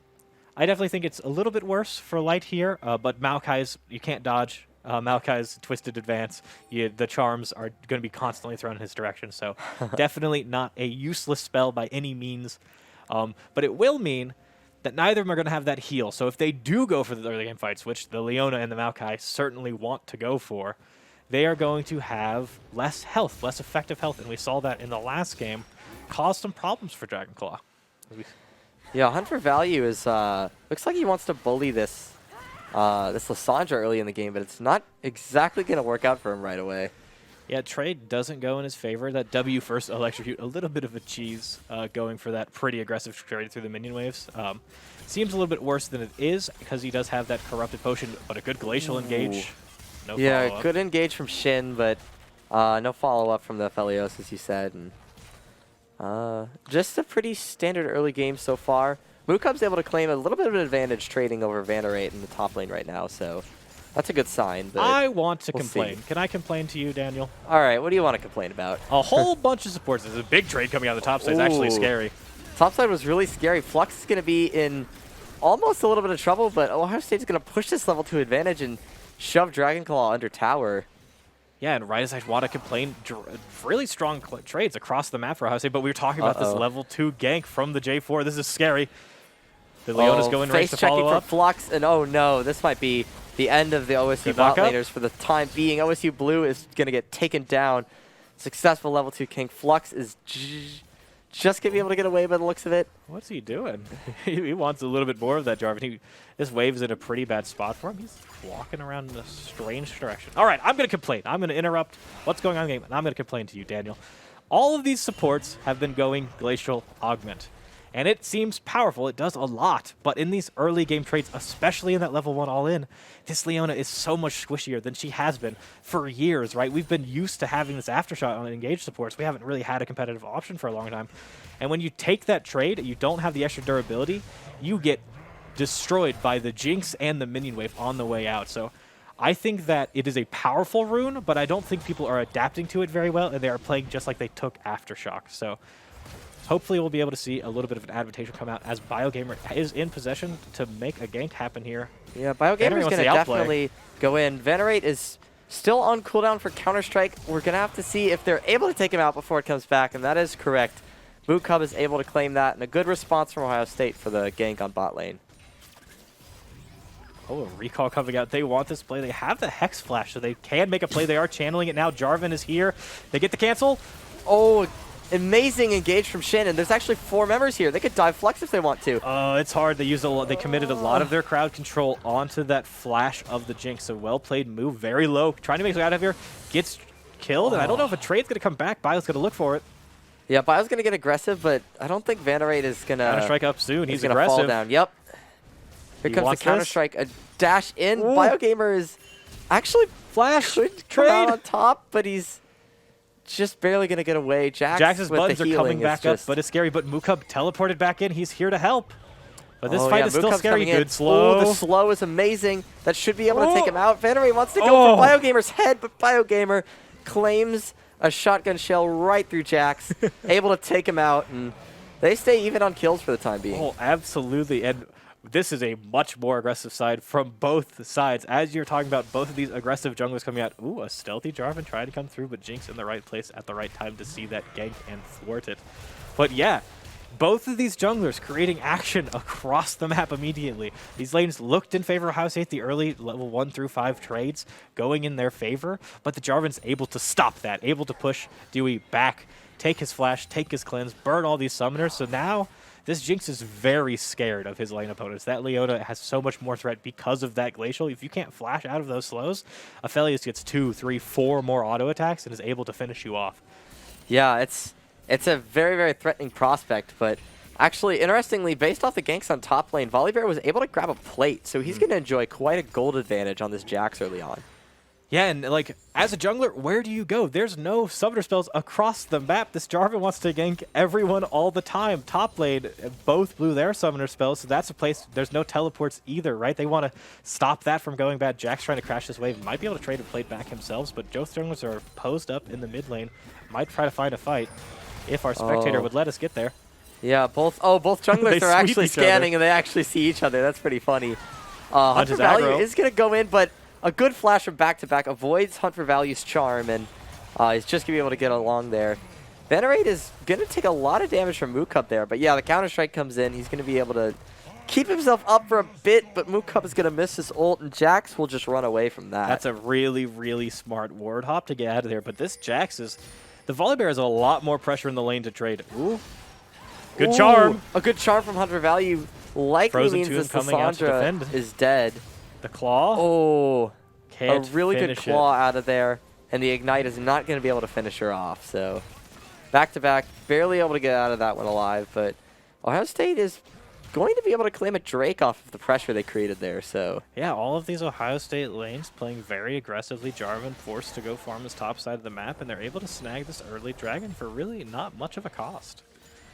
Yeah, they just do a little bit of poke, and they're able to just grab it. So Ohio State's certainly going to be happy about that. A very early Drake to grab, but just, yeah, something that they're going to be happy about. Hunt for Value has been very aggressive on this, pushing the Lissandra all the way under the tower. And as we were talking about last game, Lissandra's one of the mid laners that likes to roam. So if you can constantly keep that pressure on her, it doesn't look good for the rest of her team. Yeah, absolutely. And she did try to make that roam in the bot lane happen, but the flash still being available for the Jinx sort of stalled that pressure and wasted a lot of her time. She's still able to hold a CS lead over the Hunt for Value. Maybe some of that difficult matchup that we were talking about during Champion Select, but if we want to talk about difficult matchups, this Volibear pick in the top side looks strong into the Jax, at least for this early game. Now, Jax is a ticking time bomb. Like we were talking about the Camille in the last game, Jax is that ×2. He wants to be in a side lane the entire game, and he wants to just hit your towers. So if this character is able to get to 2, 3 items, Volibear won't stand a chance. But for now, at least, the Volibear with that Doran's Ring is able to be taking these aggressive trades and build a fair bit of a CS advantage, as well as grab that plate. Yeah, once Jax is able to build up, get a little bit of damage, or get a little bit of tank, his Counter-Strike ability just kind of gets out of control. He's just super hard to engage because you basically need somebody to CC and then someone to deal the damage. But if you're dealing damage with auto attacks, it could just get nullified. So he's just a super hard champ to engage. Yeah, and especially with this Volibear, a very auto attack focused character, and the Graves as the jungler, it's going to be hard for anyone to do anything that isn't this Ahri pick. So, and even then, once he has that first item, he very likely could go into a Wits End if he feels it necessary, but good. Ooh, Biogamer is going to catch a chance on a Venerate. It's off. Oh, Mukub's going to ult. Oh, but a well-played Counter-Strike. Oh, does not claim Biogamer. Biogamer's able to get the kill, but I think Bio miscalculated just a little, used a flash that I am not sure he had to. Yeah, definitely scary, both of those OSU members blowing their flashes to secure that kill and save Biogamer's life. The more important thing is they have this Herald and they're going to the top side, but they're going for mid lane instead. Ooh, Soft is able to absolutely capitalize on the Sandra route right there, and that's just a great thing, but oh my goodness. The first top tower has fallen on Dragonclaw's side at 9 minutes. That is impressive. Yeah, this pressure from Mukub is really ballooned into something very powerful for them. So this is going to be, it's 2,000 gold lead for them already. A bounty 2-0-1. This Graves pick, not generally as powerful in their game as something like the Jarvan, but he's making it work, getting a lot of pressure in places where he probably shouldn't be able to. This Jax, like we were saying, wants to scale, and it hasn't been allowed to. Yeah, this, compared to at least what was happening last game, right now the bot lane's been fairly uneventful. We haven't seen very many ganks, and honestly, there hasn't been much kills going back and forth. They're pretty even on CS, and they're just kind of staring down at each other right now, and not too much has gone on over there. Yeah, after that level 1 dance, they got a little bit nervous about the trades on both sides. They're like, okay, we're playing more scaling 80 carries than we were before. We're a little bit less good at boxing in this bottom lane. And our junglers have both been attracted to the chaos this Volibear has created to the top side, right? So they say, okay, we're going to wait for our junglers to come back around. It seems like the Jarvan is coming back around, setting up for a lane game. Maokai pretty good at seeing those, but the Leon's going to tank it on purpose to create a pocket of vision for Jarvan to hide in. Does not have the Cataclysm, but a good trade in the top side. Yeah, Venerate's pushed up quite a bit here. Could get punished for this. Oh, Mukub is going to take a lot of damage. Oh, but a dive from Venerate, able to take Mukub's life, but is going to get traded on himself. So both top laners are going to go down to that exchange. And Soft has been down here looking for a gank for a while, and I think he's finally going to give up on it because Ohio State, they're just haven't been pushing the wave enough to justify staying here. So yeah, the Cataclysm, it does come up, but he decides, hey, they are playing very defensively. They all have their summoner spells, so it's not worth my time anymore. I don't want to fall behind in gold to this Graves. But this Graves is taking so much gold from the turrets. He's taken so much gold from those 2 kills, and he's up 20 CS in the jungle, making it 25 actually. He is going to be a monster in these mid-game team fights. Yeah, he's going to make their life very, very difficult. But speaking of making life difficult, this Hunt for Value just continues to push this Lissandra back and just is not giving her much space to move up. I would think Jarvan has quite a few opportunities to gank in this mid lane, and I wouldn't be surprised if we see it in the near future, but they haven't capitalized on it yet. So. Yeah, and like we were talking about, all of these lanes have very good setup for the Jarvan. That's how the play happened in the first place on the Hunt for Value. The Lissandra was able to move forward to get that route, and then Jarvan just followed up with a flash EQ Cataclysm to just explode the Hunt for Value's Ahri pick here. And another dragon, most likely going to be uncontested. I don't really see a way in, and this is going to get bursted down by the double 80 carries on it. So that's 2 in the pocket of Ohio State. Yeah, we're 12 minutes in. Ohio State already has 2 Drakes in the tower. So this early game lead that we were looking for them to get is absolutely delivered. Absolutely. Not to mention, Ohio State is still 2K gold up. So just advantages all over the board. But Ohio State did have it last game and they lost it, so by no means can they relax right now. Sure, and these compositions, they don't really checkmate each other, like I was talking about in the draft phase, right? Both of them are okay to go late game, but they have okay picks, right? These team fights aren't clear-cut once we get to the mid game, so the gold is what matters. The pressure on the sides is what matters, and Jax, finishing up the Blade of the Ruin King, might be able to create some additional pressure on these side lanes. Yeah, and looks like Volibear has opted into a hole breacher as well, so he's going to be... Looks like he also wants to just stay on the side lanes at this point. Yeah, that does that shifts the matchup very dramatically, right? If the Jax doesn't build a Hullbreaker, which I really don't expect him to, there's a lot of important items for the Jax to let him split push more consistently, as well as participate in team fights. This Volibear might be able to win this lane for a lot longer than he's meant to, but mid lane... Ooh, back-to-back is going to claim an excellent route on him. Vannerate is going to jump away from this fight, but OSU Mukub is able to go in on him. An amazing ult over the wall, able to take him out. Soft has come in to try to pick up what's left, but there's nothing for him here. CC soon. Oh, ooh, they're going to flash in. Biogamer is going to take out the mid laner. And that is going to be a very favorable fight from OSU right there. Yeah, this turret dropped in the top side. This Jax doesn't have a safe place to farm. So if the jungler comes up, punishes you for overextending, then they're going to get a lot of work done. And the Jarvan, the Lissandra come to try to help, but they're not fast enough. So Dragonclaw's falling even further behind. This mid turret falling down is going to give OSU complete control of the jungle. They're going to feel so safe trying to sort of go aggressively for these invades for this deep vision. Yeah, and certainly, like, all the towers they've destroyed over there are by Baron's side, so that's going to be really interesting going later into this game. And not to mention, OSU already has a lead on Dragons, so they really don't have to worry too much about that area of the map right now. So very, very good map control that has been claimed by Ohio State taking those turrets. Yeah, and without those turrets, without those safe places to CS, without that sort of pocket of pressure for Dragonclaw, I think this Herald is going to go over almost immediately, right? I'm pretty sure Graves can just walk up, solo it safely, and they'll probably take it to knock down the bottom turret. And then this whole map has been opened up. The gold sort of explodes. And Ohio State's sort of free to move their pieces and parts to any place they want, play for any objective they want to.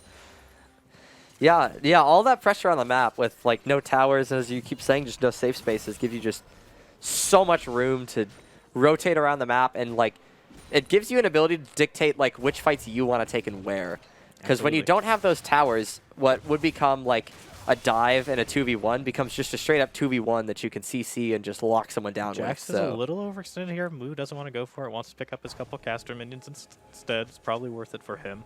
This Jax having a rough time, probably not worth the full 300 gold, you know? So goes for the consistent play. But, yeah, we were talking about the Jax sort of wanting to get up couple items and then outscale. That has been delayed significantly. He is still even in levels, but the gold that has been sort of artificially injected through those tower plates, through the extra Herald in the top and mid lane, and the Hullbreaker just adding the stats. But maybe I'm wrong. Maybe Volibear can't take this. Is going to have a lot to say in this fight. Mukub's going to miss his ult and probably has to back off due to that. But another thing I just realized, this Jarvan we were talking about being a great early game jungler, he's fallen behind by 40 CS at this point. He is just massively behind. He's got the pressure for this. Oh, but OSU might have been in a bad spot. Maokai ult is going to bail him out of a bad spot. And Mukub's TPing in. Could choose to re-engage here. They've definitely got the tools to do it, and they are going to be able to take out back-to-back. And that's going to force the rest of Dragonclaw back to their own spot. And as you said, here comes the Rift Herald to take this bot turret. Yeah, and this bot tower is going to lead into pressure. That's probably going to lead into a dragon. That's the whole point already for Ohio State. It's pretty serious, right? Like, this pressure is snowballing, and they're going to look for a second charge. There's 4 members here, but... Oh.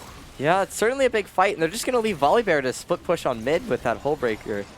And, Rift Herald is going to be revving up for another hit right now on another tower, but they're going to absolutely start fighting this. Biogamer is going to claim 2 kills. Vannerate is going to try to respond, but there's nothing for him to say. Teleport coming in. Teleport comes in. Lissandra not going to have anything to do here. Mukub takes him out, and... The dragon spawning in 2 seconds. There's 4 members even dead for Dragonclaw, and it looks a little dicey. Ohio State playing pretty aggressively, right? They're going for the charms on the Ahri, trying to pin people down.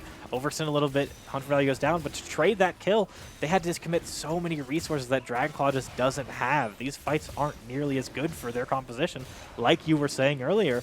And that's Soul Point at 17 minutes. That's nearly as fast as you can do it. This objective getting stacked so quickly. And if Ocean Soul goes over to this Volibear on the top side, I've been saying the Jax might outscale, but the Hull Breaker causes problems. But then that fight in the top side looked like Jax was able to box a little bit. It's going to be close, but with an Ocean Soul and an Anathema's Chains getting finished up, this 1v1 has become very difficult for the Jax in the top side. So I don't know if that pressure is going to be able to come out. This is just becoming more and more ridiculous. As I was talking about, there is forming a little bit of a jungle diff because there's about a 50 CS difference. Yeah. Jarvan's simply 2-1, whereas this Graves is 6-0, 700 gold bounty. Sure. Not to mention the 2 Rift Heralds he's picked up and the 3 dragons that he has over the other teams. Yeah, so. but that Cataclysm mid lane looked pretty good. So like, not that. Yeah. You know, it's not that big a deal. But yeah, absolutely. If you're new to League of Legends, you don't know exactly what's going on, what these numbers mean, what's going on. If you see the little bag of gold next to a character's name, that means they're doing very good. So yeah, that's 700 gold bounty. That's as big as they get. That is 1,000 gold to anyone who is able to take down the Graves. The bounty sort of being placed on his head. But it's real hard to kill this guy. He's got 2 items and he's very powerful. Speaking of Hunter value is going to get into a fight with Vanarate here, but just able to slip out with a little bit of all 3 charges of that Spirit Rush. Yeah, just can't stick to this character. He holds the flash in that play. That's insane. It is quite ridiculous. And Mukub's just been lane switching around, and it's been hard for them to predict where he is. He was in mid lane, now he's in top lane, and it looks like they've got 3 members converging here to try to take this guy out. Oh, an amazing ult. Is he going to be able to take out one of them before he dies? Oh. They chain the CC, but he's hunting alone. I alone. don't think so. Oh, a double kill actually comes in. This fight in the bottom area is not going to go as well for Ohio State. And little pick here and there from Dragonclaw is going to be good for them, but it could get out of control. But OSU Blue might be able to claim something out of Vanarate here, but he's able to dive to safety. So yeah, a little bit of over-aggression in the trades in the bottom side. Ohio State overextends a bit. But in that aggression, they threaten the health bars. And maybe not locking down the kills, but they get all the health bars for Dragonclaw. And that allows them to knock down another turret. Their gold lead even bigger now, almost 5,000. Yeah, jeez. Just the absolute number of turns Ohio State has taken in this game is just putting so much pressure. And another one. Spirit Rush is back up. He's pretty safe. Yeah, not quite able to grab the tower, but running away with his life there. He's going to be pretty happy about it. So. Yeah, and I didn't really identify this from their draft, right? I didn't look at this team comp and say, oh, Ohio State's going to 1-3-1 with these characters. But if you think about the tools they have, we get that Hull Breaker, really this 1v1 build for the Volibear.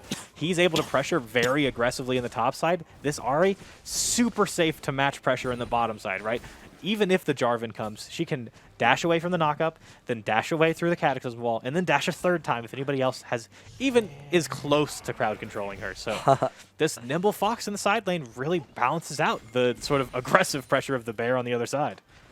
Yeah, and it looks like Mukub is going to be trying to match Vanarate in the bottom here, but Vanarate, after everything that's gone on, decides he doesn't really want to take this fight against a Hull Breacher. Oh, he reconsiders. But does look like he's decided to go in now, so we're going to have to see when he opts to jump out with that Counter-Strike. Vanarate's already winning, and he hasn't jumped out. Full stack the Conqueror. He's going to absolutely jump in there. Mukub responds. But he's hunting alone. He's going in. Back.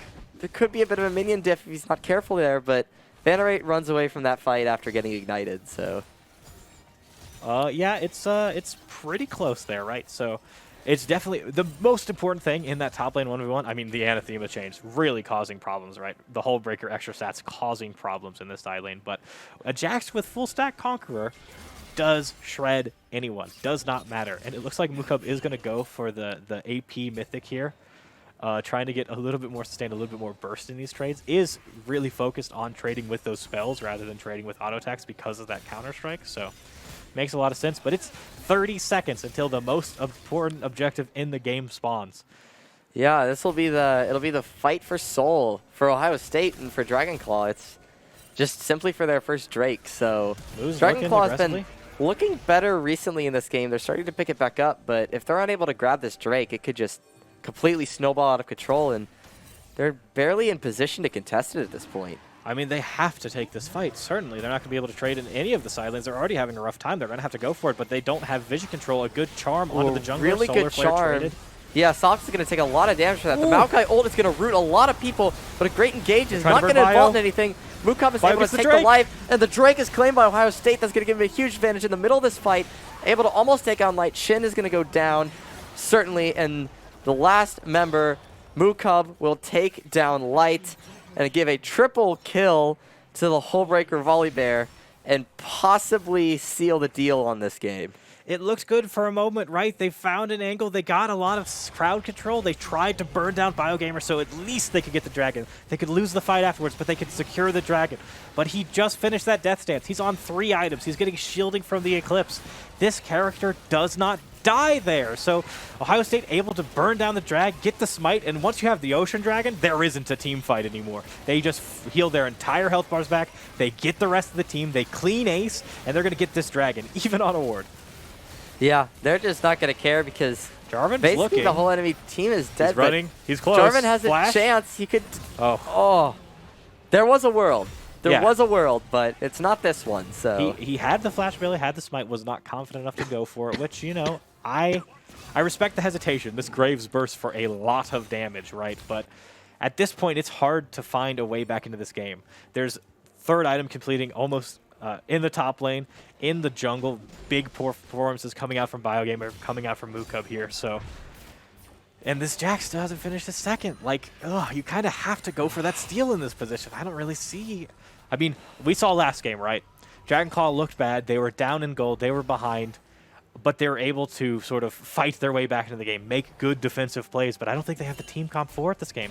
They don't have the Ezreal. They don't have the Karma. They don't have the Anivia to clear waves. It's a lot scarier this time around, and the gold lead is even bigger than it was last game, almost hitting 10,000. yeah, it's going to be hard. Not to mention, like, Soul never really got claimed last game, but now Ohio State has it before 25 minutes. Yeah. Which is something. There's something to say about that, especially when you have this like, especially on Graves with Death Stance and Eclipse, giving him Ocean Soul just gives him even more survivability on top of what he already has. And if you look at the minimap, they have 5 members of Dragonclaw Mountain positioned to try to stop this Soul-empowered, Baron-empowered, Hullbreaker, massive Volibear in the top side. And even then, I hesitate that he doesn't trade 2 people along. Yeah, you've got to watch out with this Volibear, man. He's absolutely going to take some people out with him. Yep. Here comes the ult. Vanarate is going to pay the price. Back Another to shield. back. Almost able to grab it. A shield buys him some time. He is able to grab Stun one. Can soon. he turn on Grat? Oh, his shield lifesteal is going to go Oh, it's so so well for gross. him. A double Want to kill. play in the other side of the map? And now this fight is everything for Dragonclaw, but are they going to be able to take anything charm. from it? Soft just gets absolutely mowed down. Hunt for Value takes down a kill. BioGamer able to grab one, but this might that's just be probably the end gonna of this be it. game. Yeah, you have to send 2 people, and that's not even enough to deal with the Volibear. The rest of the team able to push in, but if they finish the Jinx, it's okay. They can't No, do it. The Ocean's too Volibear is much. teleporting in. This game's over. Oh, That is it. absolutely. Dude, honestly, fantastic play from Mukub there. Able to sort of deflect, like we were talking about. He says, you have to send resources. You have to send members to stop me from killing this top side of the map. And if you do that, your base is dead. My team is ready to finish it if you commit to me. And even if he didn't win that, even if he dies there, they lose an inhibitor, they probably lose a Nexus Tower, if not their entire base. They need to recall out of that fight. And Volibear is able to stop it, is able to get the Jax, who was really most of the damage threat for that team, and the Lissandra, which is the only member that can lock down this Graves or this Jinx, right? So he draws those resources away, and it wins his team the game. Yeah, that's the power of those Hullbreaker setups. Like, you just get so much armor and magic resist on that it's just so hard. I mean, you saw basically every bit of CC that Lissandra and I can't remember the other champ. Jax. The Jax. Yeah, they hit like basically everything on him, but it's just not enough Especially with the shielding and the healing coming from the dragon and the healing coming from this mythic item there.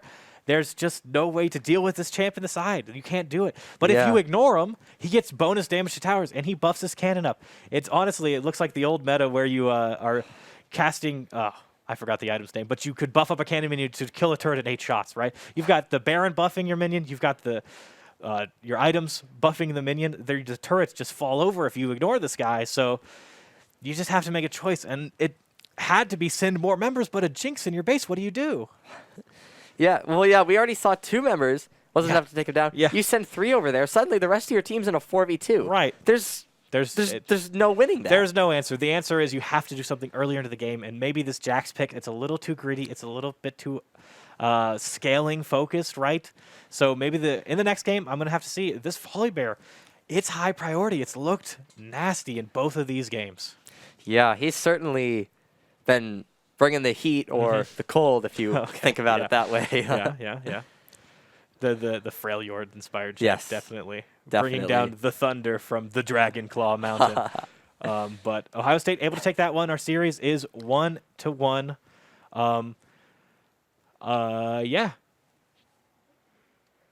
Yeah, so with that, we will be hopping to the next game very shortly, but we're going to throw it to a quick break. See you on the other side.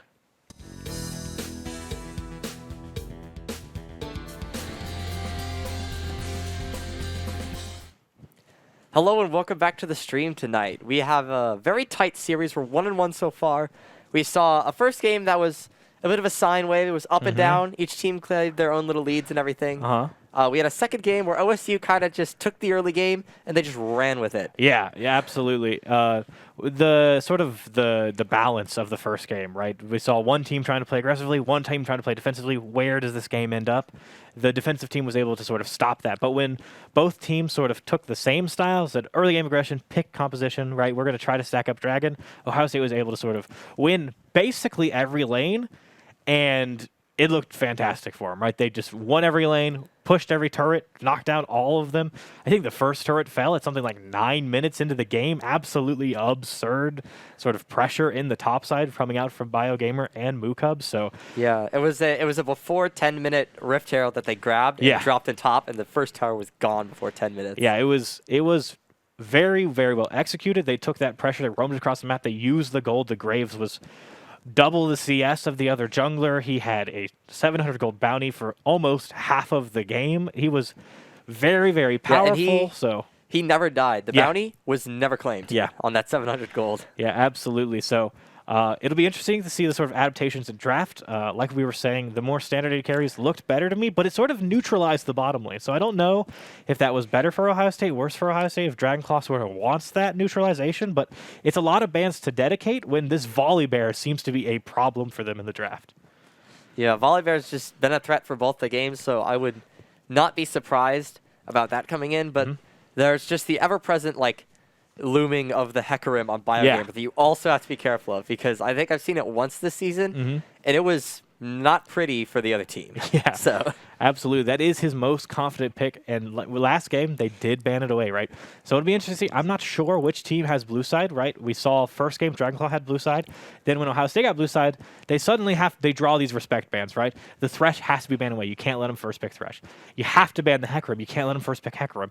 You have to ban the Draven because the Draven caused such big problems for you, right? So maybe if they are on the blue side, they are freed up from some of that pressure, right? They don't have to ban the Hecarim. They can front the first pick of their own, which maybe draws a ban from Ohio State, right? So maybe it depends, right? We'll have to see what's going on with this draft, but the dynamic might change dramatically just because of the side of the map. Yeah, it's something to take account because we've been talking about this. There's a lot of ban pressure coming in, specifically towards the Dragonclaw Mountain side of things. Right.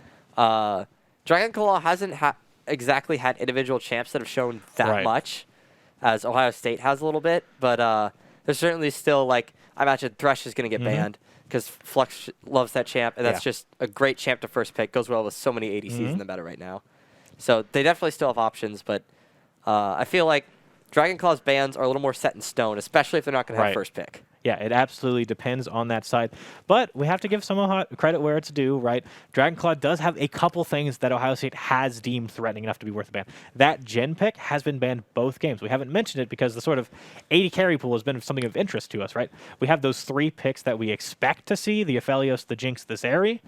And we have the 2 picks in the first game that seemed to warp the game around them, right? The Ezreal being able to play so defensively and the Draven to be able to gain that advantage we saw in the first game. So we haven't seen the Jhin. We haven't really talked about the Jhin much. There's been too many other things going on. But that Jhin is threatening enough for Ohio State to ban it consistently. So yeah, definitely. It makes it a question mark going into this third game. Yeah, because you're still thinking about the bans, what happened to the other games, and you got to take into account. Okay, what we saw and all that is Jhin still that much of a threat? We didn't see him in the league.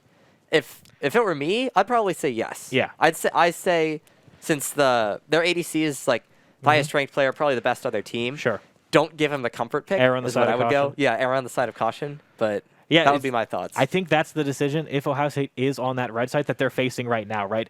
It's basically, do we ban the Hecarim because we know that they will first pick it? They will take that away from us and then hypothetically give them the Jhin?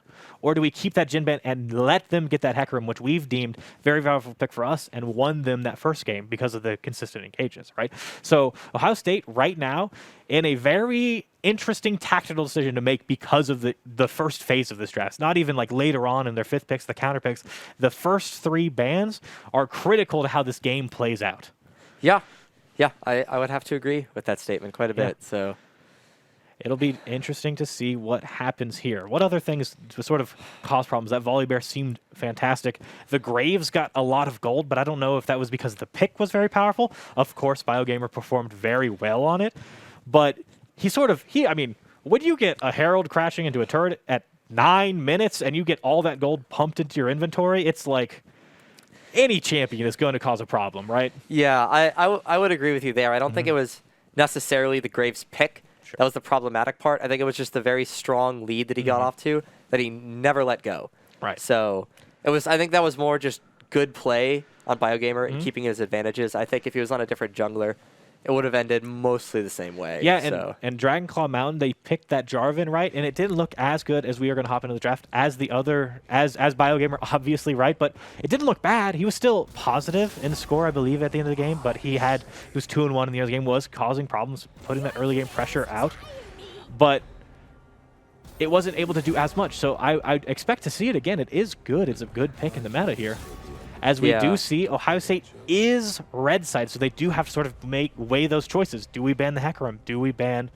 I think they banned a Nautilus in the first game, which might be the ban they choose to forego here if they do think that Hecarim is a threat. There's a Graves and an Ahri ban, which were both big threats in the last game, so that makes a lot of sense. And OSU will decide to ban the Hecarim. They don't want to see that again. So Nautilus was the champ that was on the table. Ooh. Okay, oh, wait. Okay. Got baited. Okay. We are seeing there was a pro draft that occurred before this client draft here, so we will be seeing the picks sort of in the lanes that they go to, but not necessarily in the order they were picked in. So I definitely expect that Nautilus to still be on the table, right? That Nautilus was something threatening enough for OSU to ban, even though Flux is such a good player on these hook champions, right? So that is what was traded. The Jhin and the Hecarim were still banned, but the Nautilus is available. So as these picks come through, a lot of different picks than what we saw before. Yeah. Well, the Volibear we're pretty familiar with, but every other pick has been different. Ornn was played by Ohio State previously, so I think maybe Ornn is picked just to take some pressure off that top lane. Sure. As we've talked about before, Ornn is just really hard to kill. So if you're a Volibear looking to get an early advantage, it's going to be harder to get that on an Ornn than it would have been on Jax that we saw before. Absolutely, and I think that I'm assuming that Volibear was a pretty early pick here since it's a powerful jungler. We saw it in both jungle and top lane for Ohio State. So it was picked early on, and they saw the Jax. The Jax was causing problems in that 1v1. BioGamer was able to sort of push the top lane advantage far enough that the Jax didn't cause any actual problems in the game. But the trades were looking Jax favored, so they are going to ban that away in their second rotation bans, probably to defend this Volibear in the top lane. And OSU blew on Ezreal. OSU is going to grab the Ezreal this time. Against the Vayne! Oh, Whoa. my goodness gracious. Okay, interesting. Very, very interesting. Things we haven't touched on yet. Biogamer's Lilia, another horse champion. He loves horse champion. The guy, Yubi from Fluxatine. That is fascinating. I have never seen Ohio State's bottom lane on defensive characters in my entire life. Not a single match that I've casted, not a single league match I've seen them play, not a single scrim have I even heard of them playing such defensive bottom laners. So it'll be really interesting to see if they're able to sort of hold their ground and not overextend on aggressive plays with these champs that really aren't capable of it. Yeah, that's something to take into account. We're also seeing brand new junglers. They haven't been played at any point tonight. We have Trundle versus Lilia. So Trundle's a bit more slow moving, but if Trundle gets up close to you, you're kind of done. That guy's got a lot of power in the short range area. And we can sort of think about like what characters are sort of punished by this pillar. There's not a dash on the mid lane. There's not a dash on the top lane. There's not a dash on this Lilia either, although she's fairly nimble, can avoid the pillar. The ganks with the pillar from the Trundle are going to be very effective, right? He's going to be able to get work done, and there's sort of a combo, right? He can throw the pillar out, and the Ornn can dash into it, get the knock up, in sort of any location they want instantly. So if they play that well, this Volibear that caused so many problems for Dragonclaw might not be as big of an issue if they can sort of get that gank pressure on the top side. Something I do want to mention, though, is every time I'm on the mic, I talk about how Hunt for Value, he's a new mid laner. He's trying new things. He has a small champion pool. This is one I've never seen him play. Syndra, one of the oldest sort of core parts of mid lane, right? So definitely has seen the character before, seen it plenty, played against it a lot. But I don't know how many matches he has on this pretty skill-based control mage. Yeah, Syndra's not exactly one of the easiest mid laners to pick up. Although mid lane's kind of known for having champs that are hard to pick up. But I think the one thing he might have going for him is he's against Victor. Victor's been a pretty standard pick. I'd be surprised if Hunt for Value doesn't have a lot of practice playing against a Victor. Absolutely. Absolutely, and I do think the range on the Syndra here is going to be able to sort of trade fairly effectively with the Victor, so definitely is going to be powerful. We are going to have to see how that plays out once we get into the game after a short break.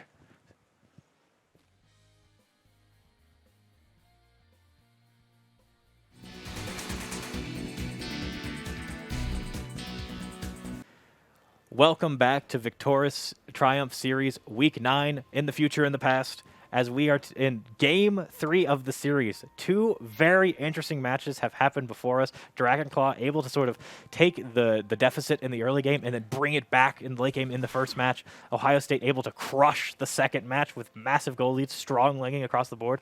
We're going to have to see which one of these strengths sort of come out in this game. Yeah. Well, no big shenanigans are going to happen early in this game yet. Volibear actually hits a little poke onto Ornn right there, so he could set him behind a tad bit on CS, but ultimately that's probably not going to matter much, as we're going to see both junglers start on their bot side buff, so we will see how that ends up for them and where they decide to path based off that. Yeah, that would indicate to me that they are going to path towards that top side, assuming that this sort of like we were talking about in the draft, right? This Volibear was such a problem last game, we want to shut it down. And Biogamer said, well, this Volibear was such a problem last game, and I was able to get top lane plates at 9 minutes to crack the entire tower because I played towards top side, so let's give that a try. Also, when there's a Cleanse Vayne and an Ezreal Yuumi and all of that shenanigans going on, you don't really want to fight in this bottom side, so definitely makes a lot of sense to see both these junglers heading in that direction.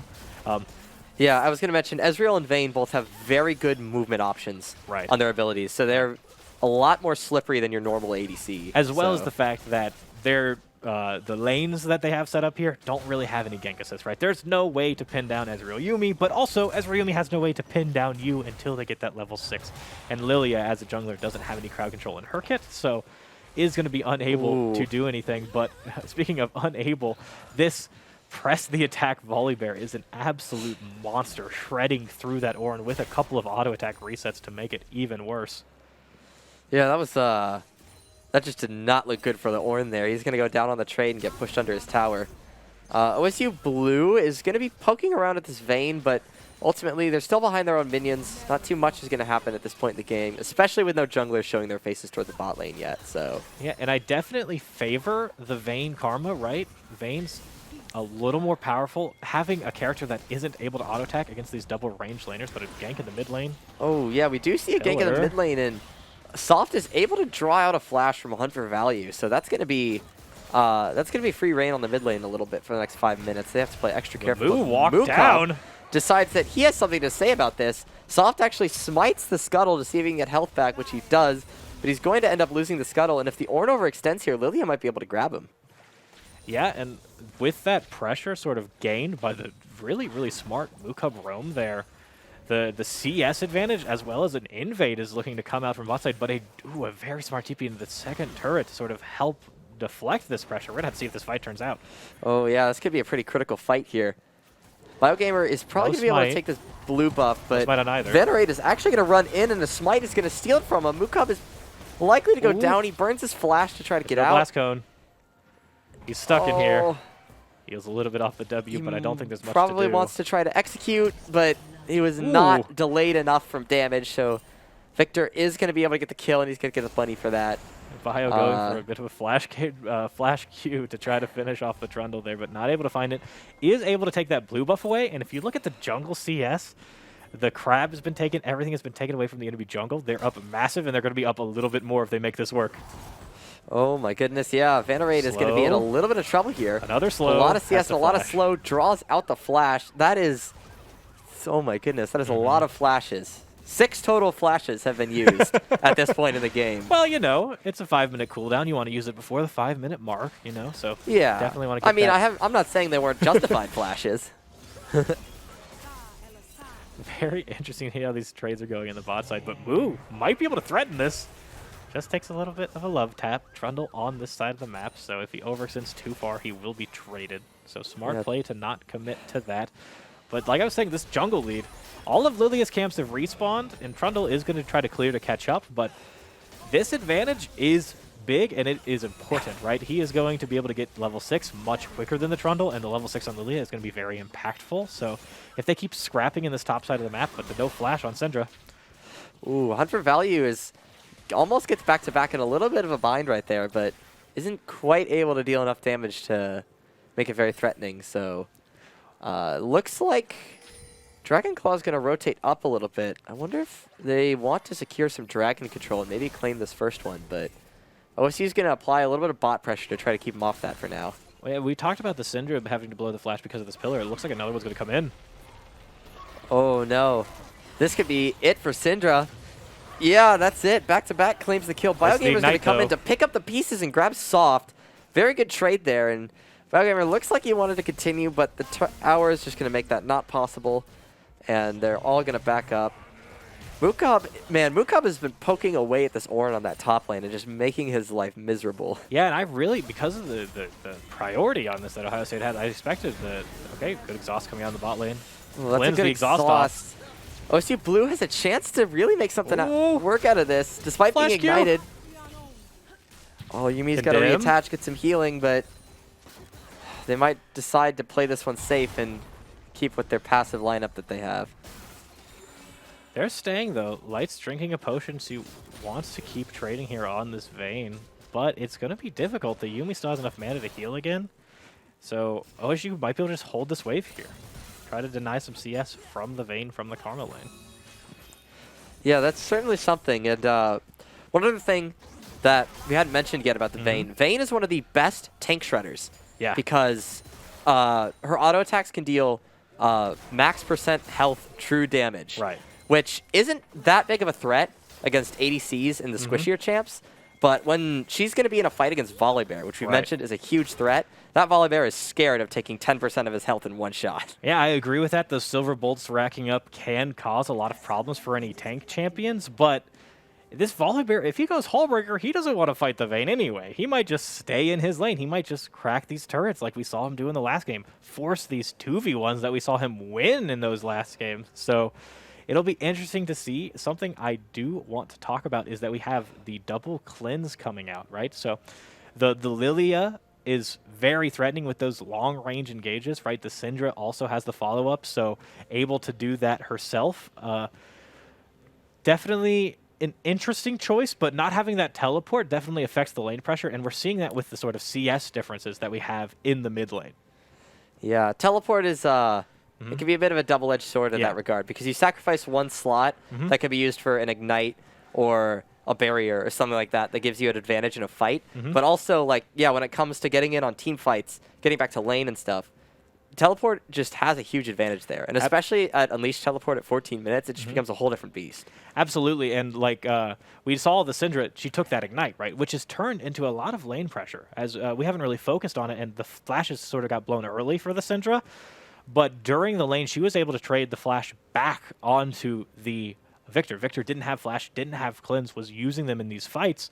So she's actually been able to gain a bit of a CS lead there. We can't see it right now, but we will be able to see it when we hop back in after this pause is resolved. So we need to talk about the late game, because we have ended up there. Quicker one game, but, you know, in the first game, we did see both teams sort of scale into that maximum team fight stage. So who do we favor? Who do you think takes it if we get to those team fights? Because the Yuumi is an absolute monster in the late game, and the Ezreal can cause problems from out of range of any other character. But Vayne kills people. Vayne with a lot of items is scary. Vayne is a problem. I totally agree with that. Right. And later in the game, the more attack speed she gets, she just grows exponentially in danger with her attack speed. So that is certainly something to watch out for. But speaking of things to watch out for, Dragonclaw will not be watching out for the first dragon, which is going to get taken by Ohio State here. Yeah, it doesn't look like they're going to compete very much for this. No one's nearby. And maybe I was playing up that CS advantage a little bit more than it is. The 2 kills on the Victor definitely balancing that out for now. But yeah, certainly is interesting to see if this Syndra is going to be able to take an advantage in that lane. We were saying that the Syndra matchup probably should be winning, right? The Syndra should be able to sort of get an advantage. A little bit scary here for Bio, but it's probably going to be able to walk out. Extra yeah, speed. that almost went downhill for Ohio State there, but they were just able to claim the Drake just in time. So able to get that one Drake up, and doesn't look like Dragonclaw's in any position to trade the objectives. So Rift Herald is going to stay where it is for right now, and Venerate able to get quite a bit of poke on a Moo Cup there, reversing it a little bit from what we saw earlier in the game. But Moo trading without that shield is definitely not as effective, not what you want on that character. A little drive-by healing as the Yuumi gets back to lane for the jungler. Might be looking for a play here with the speed up. The Swirl Seed is available. The sleep coming out. This might be a really smart play. Oh yeah, Biogamer is going to be able to come in here. OSU Blue, is he going to opt to really jump into this fight? Yeah, he's going to absolutely melt Shinyuna. Oh yeah, that's a very, very smart combo to go for there. When you sleep a character, the next ability that hits them and deals damage deals significantly increased damage. However, Ezreal's W doesn't deal damage. It just also significantly increases the damage of his next spell. So casting that W to empower the ultimate there makes the entire health bar of the Karma disappear. Yeah, we saw 200 IQ plays coming out from OSU Blue to make that happen. So that is definitely something Ezreal will absolutely take early on.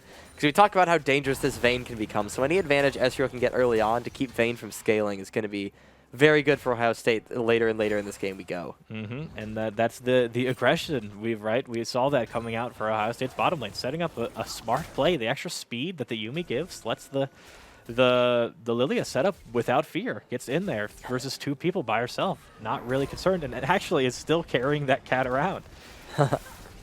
I mean, and this is going to be a monstrous Lilia. She is 30 CS, 20 CS, okay, I can't count, 20 CS ahead, but with a cat attached is going to cause problems around this map. The extra slow to sort of guarantee a Lilia spell connect, the extra speed to get her into range for those burst combos is going to be very effective. So I'm interested to see where this Lilia is going to path towards the nest. The cleanse back available for the bottom lane. But if they target the Karma, the cleanse doesn't matter. Yeah, Lilia already a very, very mobile champ. So the fact that you're going to get a Yuumi to just increase that, they're going to be able to chase down almost anybody late in the game, which makes their pick potential just even greater than it already is. And Venerate's going to threaten and will actually take a plate on the Volibear, although the Volibear had already taken a plate. OSU Blue with an E that was quite aggressive to go in there with. He will claim a plate off of it, and Lilia is here to back him up if he needs, but they do have a ward there, so they spot the Lilia. They know this gank is happening, so they should not overextend into it. Unless the sleep catches anyway, they might not be respecting it. try to bait it out. The Lilia ultimate is available, so if Karma gets tagged here, she probably dies. That burst combo is available, can happen again on her, so. Ooh. Biogamer's looking for an opportunity. Oh, this might be the opportunity. Biogamer's going to run in there and grab it. Still amazing pick on the light. Ooh. An ult is just going to miss. A good flash. But yeah, Hunt for Value is going to finish it off. And the only thing remaining here is this fight in the top lane. Will Mooka be able to take down Vannerate? No. The dash from Ornn just gets him out of there. And OSU will be able to claim a lot of gold from this bot tower. But while all that's happening, there is a Rift Herald dropped in this mid lane, and the mid tower is going to go down for Ohio State. There is a Lilia with a cat attached, but I don't know if they're going to be able to play aggressively without that Lilia ultimate, without that Yuumi ultimate. So I was going to say a bit of disrespect, really, coming out from the bottom lane of Dragonclaw. They saw the Lilia in the bush. They didn't see her leave, right? They should be respecting that play, but they're playing aggressively onto this Ezreal, which you don't do that. That champion does not die. And I know that you aren't a support player, Delek. You are a jungler as far as I'm aware. What do you think about the 4th Fairy Charm on the Yuumi? Is that powerful? You think that's a... Well, if your only goal is to heal your allies, then you are going to need mana for it. Yeah, so. Absolutely. And we see a play coming out of the bot lane. A flash forward from the Victor underneath the turret. Oh but my they goodness. might get cleaned up. Excellent back-to-back, but an even better double comes in for Ohio State. OSU Blue and Biogamer claiming a kill, and this has just been great from Ohio State. Every time Dragonclaw finds a little pick or a little advantage here on the map, Ohio State responds with 2 little picks or 2 little advantages somewhere else. It's honestly been fantastic counterplay. The Ezreal Yuumi, these defensive characters, have been doing a great job of sort of deflecting the pressure and then redirecting it back at Dragonclaw. Able to sort of pick up the kills. 3-0 on this Ezreal already. Guy is going to be a poke monster, and there's not really a lot of sustain to deal with it. We have the Vamp Scepter on the Vayne, but that only does so much, and if you can zone him off of minion waves, then it's going to be even less effective. So we have this dragon spawning on the bottom side. We have almost all of the ultimates available coming up for Ohio State. So this fight seems very difficult. How do you lock down this Lilia with the Yuumi attached? Yeah, most every player is down here looking to contest this Drake, but Hunt for Value is going to get in there, but right after Biogamer claims a huge ultimate, Biogamer actually gets taken down despite the Yuumi. Yuumi almost roots him, but just gets out of there. Flux is not able to grab the kill. OSU Blue barely escapes the Victor ult. He's going to be running for his life, and Dragonclaw will claim this Infernal Drake. And this is a problem that the Yuumi has, that if you haven't played a lot of the character, you don't really understand as a support player, right? It's very challenging to get proper vision by yourself. You have to be attached to someone, and that person has to be confident in the places they're checking, right? Lilia, very powerful. She was very strong. She finished her items already, right? But she doesn't have a lot of health in this build. She's not a tanky champion, so when she has to face check for you to get those wards, it's very scary. And Ohio State, they didn't respect the possibility of Ornn being in the bottom side. Mookub must not have communicated, or something goes wrong in that line of communication, and they don't know that it's going to be a 5 versus 4, even when they pick the support, a 4 versus 4, but without the Lilia ultimate. And then they just get killed because they didn't respect it. Yeah, it is unfortunate to see, but also very much not the end of the world. Ohio State still retains a small gold advantage as this game progresses a little bit more. The one main advantage that Dragonclaw has, though, is taking out that mid tower is going to be huge going later into this game. That's true. A large advantage to be able to press. And as we were talking about the Lilia, or the Yuumi, struggling to get that vision control, the mid tower being down makes your vision even harder to protect. So Biogamer is still very strong, a monster just running through the enemy jungle, and they are able to snag some vision, but it's hard cleanse. Yeah, the Lilia with the Yuumi on it is going to be able to 1v1 that Trundle if they run into him, but it's not on the top side right now, so Lilia is just going to have free reign on this jungle for now, as Volibear is going to teleport to this bot lane to look to absolutely destroy what's left of them. Back-to-back is going to go down. Soft is going to be fighting Moo. He's going to take down Moo. Hunt for Value is going to have to get out of here before Vannerate and Soft take him down. He's not going to be able to win that fight, so... Yeah, a little one-for-one trading again. The Hullbreaker finish for Moo, but they're looking to thread a next tower. This Trundle's very strong. Oh, what an absolutely amazing dive from Vannerate. Great ult, and just the CC keeps Hunt for Value locked in place. Biogamer's looking to clean it up. But Biogamer, as he's been doing for this whole game, he's looking to clean things up. And Vannerate is actually going to go down, which makes this a lot easier for This Bio. Trundle's very scary. Huge damage, but Trundle in his own realm is very scary. You got to respect him. And BioGamer says, I will respect you because I've got a cat on my shoulder, and is able to take the kill. So we're maintaining just that little bit of advantage for Ohio State. That's growing little by little right now. Yeah, and as we were talking about, Dragonclaw, they make a good move. They get a kill, but then they overextend a little bit. They get picked. The sort of counterplay from Ohio State has been cleaning up. It's been making BioGamer a massive problem. It's already made OSU a big problem, but they aren't getting to the fights immediately.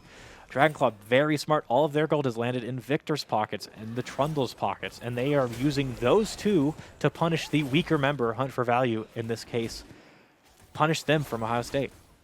Yeah. Oh, it's something I hadn't noticed. We are going to see Hullbreaker on that Volibear, so he's likely going to be playing on his own in the side lanes again, like we saw last game, which did have a huge impact. So we will have to see if it will remain the same for this game.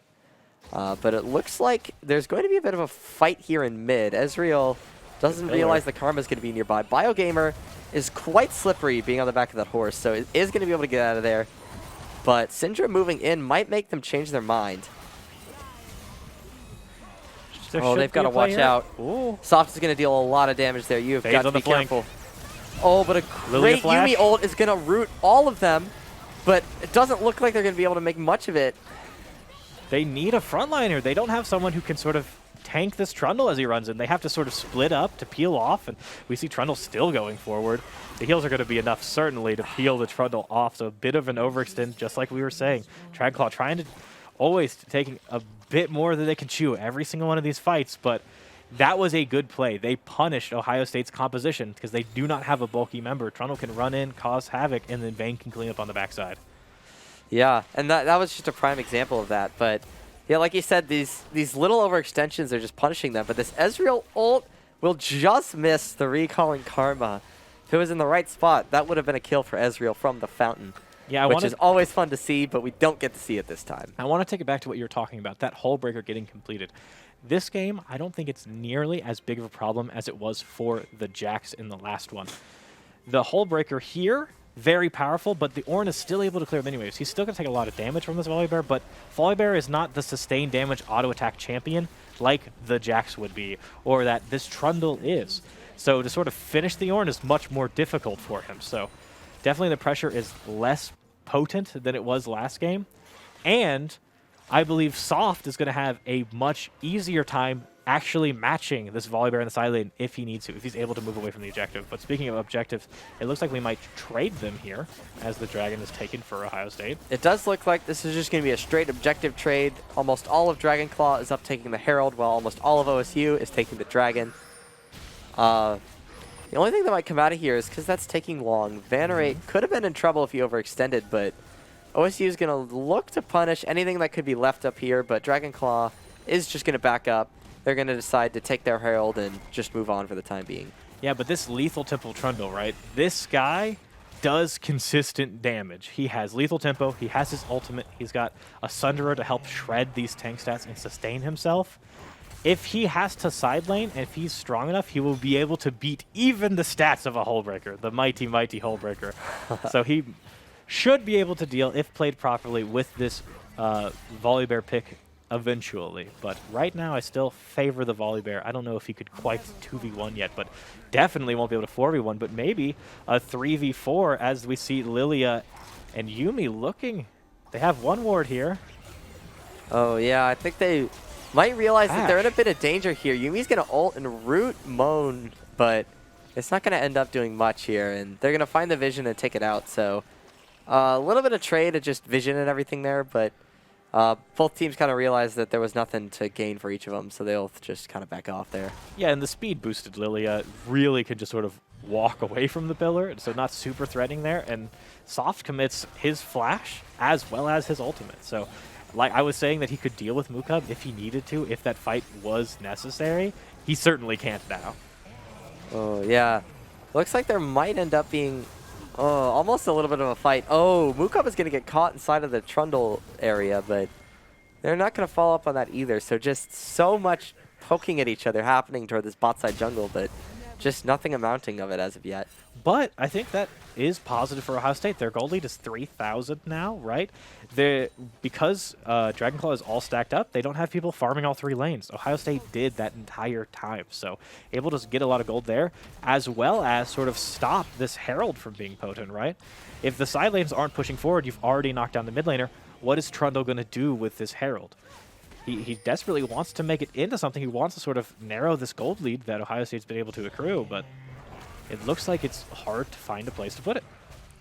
Yeah, when all the lanes are kind of pushed up, you've got this little bit of advantage here. It's certainly hard to find the right spot to do it. So, yeah, this Yuumi has just stayed on top of BioGamer this whole time, and Lilia's just been absolutely prancing around the map looking for every opportunity she can find, but hasn't found too much as of late, other than those little skirmishes we saw in bot lane, which you already talked about the advantages of. So, and Mu finishes under. He starts shredding this tank in the side lane, and they have pretty good vision control to see him and protect him if the entire team's going to roam down. So it looks like Ohio State's going to start trying to threaten onto Baron Nashor here with the side lane pressure that Mukub is building up for them. So very good macro play. I don't know if they're going to be able to do something in the next 2 minutes before that dragon spawns, but they are making Dragonclaw move around the map as a 4-man squad, which is very bad for their gold and their XP. yeah, forcing players to just get together all the time like that, especially when we haven't hit the team fighting part of the game yet, just means that you're missing out on farm and just you're probably missing out on vision advantage too. So, which we can see a little bit of. OSU's got just a little bit of pressure with vision toward that bot side, and also toward the top river. They have almost complete control over there too. Yeah, and they've got that dragon coming up. So they want to stack that soul point. Again, Ohio State is happy to play this slow. So is Dragonclaw. They definitely scale competitively. It's interesting. Ohio State scales in a very different way than a traditional 5v5 team fight. The Ezreal being so nimble, he can 1v5 against any characters, but it looks like Moo's going to have to 1v5 here as he's a little bit overextended. Yeah, Moo's going to get in a little bit of trouble here. We're going to have to see what he can take care of. He's going to jump over a wall, and he's going to flash into the Drake pit, so he's actually able to get out of there, but it's going to cost him some cooldowns. And that's the timing where I feel like you should be going for a Baron as Ohio State, right? So many members committed in this bot side trying to get value of this Herald. Baron's on the map. You should go for it if you're willing to trade a turret, but it looks like they'd rather play for the Dragon win con. They'd rather try to defend this. Yeah, I mean, there's certainly something to be said about Soul versus Baron, but yeah, when you see 3 people on that bot side, if you can get a scanner or something, ooh, that is it. Amazing ult from Orin. Light has taken out OSU Blue, and this could spell disaster for Ohio State in this fight. They are slowly peeling back, retaining whatever advantage they can, and that's just and it's so the unfortunate. Same problem as the Herald fight. They don't have a tanky member. If they get crowd control, they still fall over no matter how much gold they have in their pockets. It doesn't matter if they have a gold lead. They still just fall down. And Mukub, as the tanky member, doesn't want to group. He has this Hullbreaker. He's hunting alone, and it looks like he's hunting Ornn. Yeah, he's going to be trying to fight here, and he might actually be able to take out Vanarate, but he's slowly going to peel back because back-to-back is also moving on him. Shin is able to root him, and he's going to threaten a lot. He's barely alive and running away, and don't think he's going to be able to claim much. He absolutely does his best, but the turret shot doesn't claim its life. And, man, that is really unfortunate. And OSU they're kind of starting to fall behind a little bit. Ezreal almost finds its target again. Not even close. Not even a big deal. Didn't even flinch. Doesn't cancel the recall. Ready to just take it if it was aimed properly. Saw it wasn't. Stood there. And it looks like Dragonclaw is piloting their champions a lot better. Even though Ohio State had that early game gold lead, it seems like it's really hard for Bio to get a lot of work done. He hit a really good setup. He hit that Swirl Seed hits 2 members, hits 2 important members, the jungler and the AD carry for the enemy team. But the AD carry, or the jungler is tanky enough to just live. You can't commit onto him, and the AD carry can just cleanse out, right? So, like, without those important crowd control abilities able to lock people down, the squishier team comp from Ohio State isn't able to find anything. And then the just more standard front-to-back team fighting with a couple frontliners, the engaged champions from Dragonclaw, are able to clean up and set up a better fight. Yeah, and it's certainly seeming like more and more now because of what you're saying. OSU's just been so squishy. Picks are probably going to be the way they have to get back in this game because doing a 4v4, because as even like Dragonclaw has the bulkiness advantage, having both a Trundle and an Ornn. So they can have somebody, most likely Ornn, try to counter the split push Yeah. of Volibear and at least slow that guy down, and then with the Trundle, basically guarantee the win in the other team fight. So OSU is going to have to find a little way to mix up their strategy, I think. Otherwise, they might just get overrun. Bit of a swirl seed. I don't know if they have the follow-up here. A bit of an overstint into the Victor burst damage, but they're able to eat out. Ezreal's pretty safe character, has a Yuumi attached to him, but Ohio State's a little far up. If an Orin rotates over here, it's a little scary, and it looks like he's going for it. Oh, yeah. Orin is going to see his opportunity, but OSU sees it just in time, so they're able to escape with their lives. As Volibear is going to push a little bit, and Ohio State is continuing to push. They're not leaving. I think they want to make space for this Volibear. He is going to fight this Orin. We're going to see if anybody's going to come down there to help, but it looks like they're just going to take the 4v4. And they're doing a great job of playing on a knife's edge to bait the pressure for the side lane, but right now a big pillar is about to come out. That Trundle is going to be a huge problem if they can't get rid of him. They do root him on the Yuumi ult, and they almost take him out, but OSU Blue is taken out. Oh, no. Back-to-back's taken him out, and there's just not much left for Ohio State on the come-up here. But it looks like they want to turn this into a Baron Nashor, but Bio is still alive, still has that ultimate, still is very threatening to Vayne. In a strange position, not hitting this objective, even though they're looking to take it. No one is really healthy enough to tank this, and they're still taking damage from it. Bio isn't going to be able to make a play here, but while that was happening, we did see a turret fall, and really smart teleport coming out here. Ohio State has a window to threaten the Nash if they are confident enough, but it seems like they aren't. With the Ezreal not being alive, they are not going to commit to it. Moo just TPing to make sure that the objective wasn't taken on the side of Dragonclaw. But I think Ohio State's best shot of a team fight is actually to have Moo not splitting, which feels really bad and it feels counterintuitive. Similarly to in the last game in the first game where Dragonclaw was baited by that soul point, right? They thought that was their win condition, but is actually taking them into an Ohio State winning fight. I think the Hullbreaker is doing something very similar in this game. The Hullbreaker makes you, okay, I need to split push, I need to side lane pressure, I need to do this. But if you are a Volibear with tank stats, which you have from your other items, certainly with a Yuumi attached, you can be primary engaged. You can run straight at him, get a Yuumi ult to lock people down, which would allow the Lilia a lot more space in these team fights, allow for a good flank, a good ultimate, and maybe get the cleanse early, right? The cleanse is the most important button. If Vayne and Victor have cleansed, then Lilia can't make a play happen. So I think it's going to be a hard call for Ohio State to make, but I think their best play is to get Mookub into these team fights. Yeah, that unfortunately seems like the best option, despite the fact that doing that with Hullbreaker just feels like wasted gold. I mean, to be fair, he is knocking down these turrets on the side very quickly. Another one falling down there. And we talked about these team fights. They look pretty bad for Ohio State, but they still are up about 2,000 gold. They're still, Lilia is riding a massive CS lead, about 60 there. And the other laners not doing too bad either. So Ohio State's still very strong, still very powerful mid-game team fighting if they're able to sort of dance and kite around these engaged tools from Dragonclaw. But if they're not, then it looks pretty bad. And we are at a Dragon Soul point fight. Both these teams have 2 stacks, so they will be able to threaten the Soul next if they are able to secure this objective, but a little bit split for Dragonclaw. Also of note that Ornn reached level 13 and has been able to upgrade some of his teammates' items, so that 2k gold lead for Ohio State might be a bit misleading. Mookub is doing a good job distracting this Ornn, and Ohio State is able to claim the Drake, go on to Soul Point, but this team fight's going to be big. Biogamer is going to go down. OSU Blue is desperately trying to run away. The hunt for value likely to be sacrificed. And, Soft is absolutely running this guy down, but he's doing another tower, and he good shield from the Karma, but an ult coming out. The ult coming out grabs him.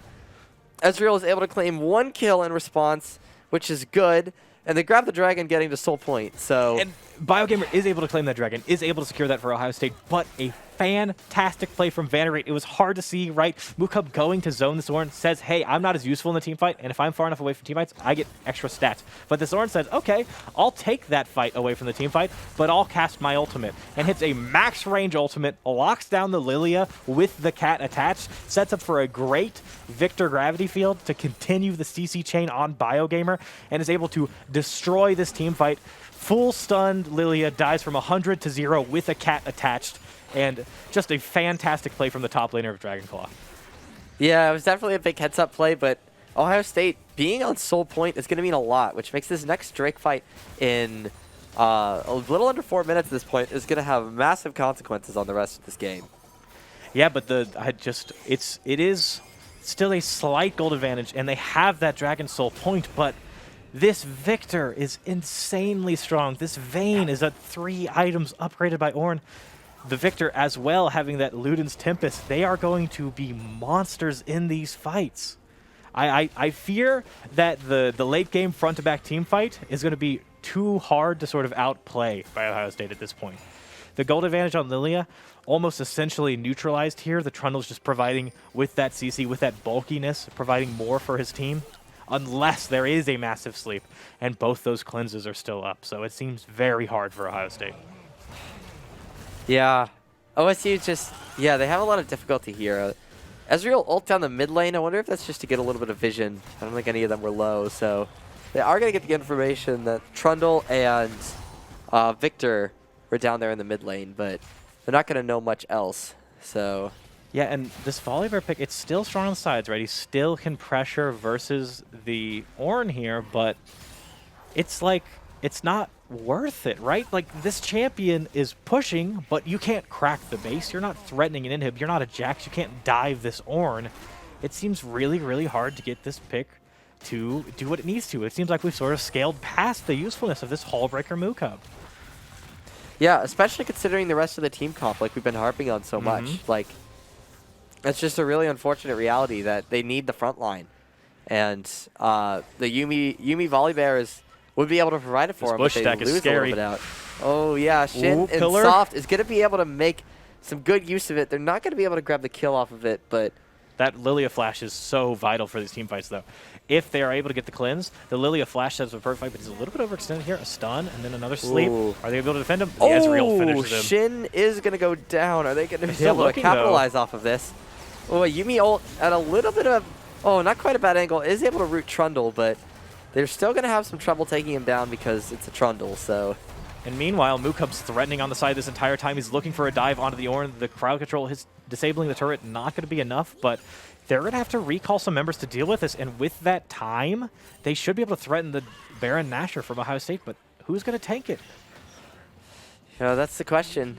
They're cracking this turret, and no one's sent back yet. Might be able to grab this inhib. I don't think Ornn's going to be able to stop it.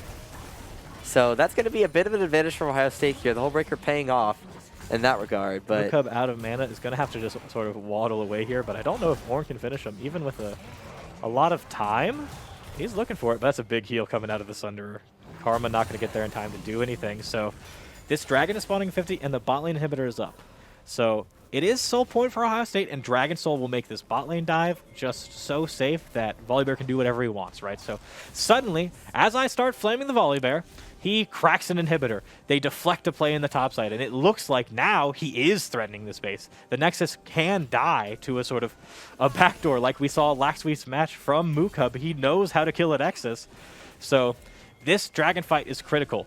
If Ohio State overforces here, overreaches for that soul, and lets Dragonclaw find that 5v5 that they've sort of been looking for this whole time, then they lose. But if they trade it, which is smart to avoid the team fight and let sort of a late Dragonclaw collapse on them, they might have a much better angle. Oh, this 5 seconds till the dragon even spawns. They might be able to contest afterwards. Dragonclaw realizes, but do they realize too late? This is falling down quickly. 5,000 HP. The Ezreal ult is going to let them know. Oh, they know that the other team's on their way. The Ornn ult is going to come in, but it's not going to be able to steal the Baron.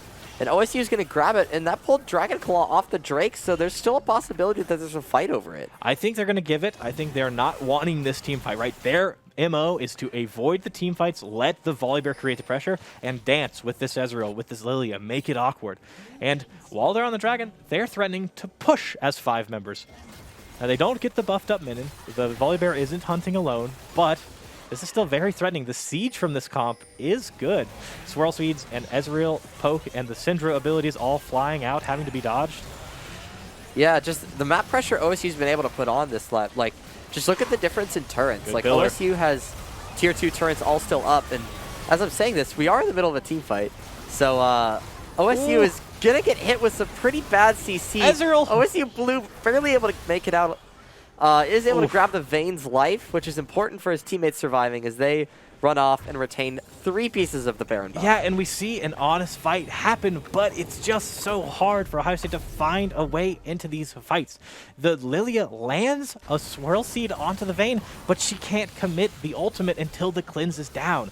So what would have been a dive and probably the end of the game if you hadn't take that Summoner Spell turns into a winning play for Dragonclaw. Now, we still have Baron buff on some members, but it's not on Mookub anymore. This split push pressure is a lot less potent because he can't Baron buff plus the Hullbreaker empowered minion like we were talking about before. So it will be interesting to see. We sort of have reset the map, back to scaling. We've done this before. We've done this dance. We've seen a 4,000 gold lead in Ohio State's favor, right? Yep. We have to see where this dragon goes. I think there is no way for them to end the game in time. 3 minutes spawning, a minute left on the Baron. They might try to make a play somewhere, but an honest 5-5 isn't what Ohio State's looking for. Yeah, that's not quite going to end well for them, but unfortunately the split push hasn't worked out this, like, quite to the way that they'd like to this whole game either. But I really think that this next Drake fight is probably what's going to determine the game. Absolutely. Either of these teams with Soul is just going to be able to apply so much pressure by just pushing the mid lane or something like that, that it's just going to be so hard for the other team to respond. Absolutely, and I want to focus in on the items. We haven't really addressed it much. We've talked about a gold lead, but this Ezreal is on 4 items. He is powerful. We saw him sort of burst down that Vayne when, if he didn't, that Vayne would have cleaned up the fight with the passive, sort of chasing down the opponents. But the Vayne, also on 4 items, but they're much bulkier, right? The attack speed is enough for this champion to shred people. You saw a few auto attacks onto Mookub, took him down most of his HP bar. But she's going to be very hard to lock down and burst. This match is very effective versus the Syndra, versus the Lilia, and versus the Yuumi even, who with the Arcane Comment is going to be providing a decent chunk of magic damage with those Qs. So it'll be interesting to see. We see they're setting up a 1-3-1 with the inhibitor. That was a good try from Ornn there, dashing to the Yuumi, but Yuumi was able to respond just in time, attaching itself to the... Oh, but Light is fantastic to send up here. Ooh. Both of these lethal Mookub temple could be champs. in some serious trouble, and he is. Light will take down Mookub, as we were talking about. Vayne is just so good at shredding those tanks. Yeah, and that's a big thing. This Hullbreaker, these stats are so effective against champions that can't shred tanks. But you've got Vayne, you've got Trundle, both rocking lethal tempo. These champions demolish tanks. So if your team isn't taking a Baron or a base inhibitor or a turret or something, then you can't exist in these side lanes. There has to be pressure on the other side. You have to get something even if you die. And that's really hard to set up when there's no objectives on the map at all. When the inhibitors are respawned, you have to commit all the way into the base to get anything. And if you commit even past the river, you're in danger of getting killed by this Trundle of this Vayne. Yeah, it's a scary prospect. OSU's just kind of been dancing on this knife's edge of finding the right fights to take this whole game, and it's been going back and forth for them because they found some good picks, and they still technically have a gold lead by just a bit, but just a reminder of that Ornn of upgrading the items. It's probably not a very big gold difference in either direction. Yeah, I mean, you are beyond max build on a lot of the champions on the side of Dragonclaw, right? Like, a normal game, if you had your 6 item slots full, this stopwatch very potent on the Vayne, even more defensive tools available, but like the extra stats that the Ornn is pumping out, this Volibear is going for an early game, a split pushing build, isn't going to be able to match him in a team fight. I really, really worry about Ohio State's chances to win an honest team fight. They're going to have to find something unique to get a win here. Yeah. We're just going to have to wait and see what kind of creative things they could pull off, because we are about 15 seconds until this dragon spawns, and everybody except Ornn and Volibear are here to make that pressure. So and I think that is very good for Ohio State, right? They're drawing the Ornn away. Mookub is pressuring the base. Honestly, he might start to lose these trades relatively soon, but he still has that. Press the attack. The dragon has spawned now, but we are seeing this duel in the top side. If they can stall the dragon and Mookub can kill Vannerate here, then they are going to kill the Nexus. They're going to be able to get a backdoor. So I assume Dragonclaw's playing very aggressively on the other side, but he's looking for the dive. Vannerate has got to play this well. Soul's going to come. Oh, this is going to be a close one, but Victor got it. Victor got it. Dragonclaw is going to claim the Soul. They have to slow him down. Moo has to end here. It's so hard to win. Yeah, they're just going to have to Moo got an inhib. Rely on Moo doing this, but Blue's got it is going to be so hard. Ooh. Oh, good play from the Ezreal. It's so nerve-wracking. Ohio State has to leave here, but Baron is spawning, and they're looking to collapse onto Blue. Ooh, Blue, don't go there! Face checks the bush and runs into soft, and they're looking for a play on the light. Ezreal. They have to win this, but they can't. The shields are too much. The shields are just not enough on Mukub to take it. Light takes him down.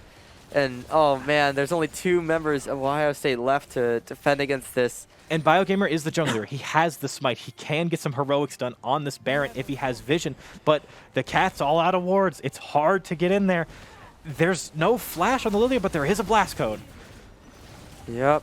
We're going to need a serious Light's going jukebox for heroes the flank. moment. Can't kill Light. A flash from the Trundle. The Condemn is going to stun, but it's not enough, and they're just zoning them off. Yeah, that's a very good play from Dragonclaw. They have to respect the possibility of the Baron steal there, and they do. They push Lilia off. Lilia's still looking for ways in, but Dragonclaw's remaining vigilant. Light is... Ooh, Condemned. This might be a kill. She's got so much magic resist, they can't contest this Vayne. Light could do whatever he wants at this point if Ezreal isn't hurting him, and there's no Ezreal on the map.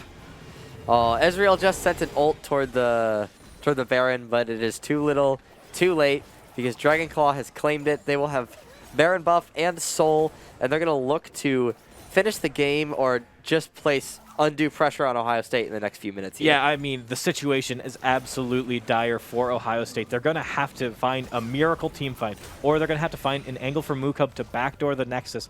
But an honest 5v5 team fight isn't even close to close right now. The Vayne will shred through anyone on the opposing team. The Victor one-shots every single member that isn't Mukub.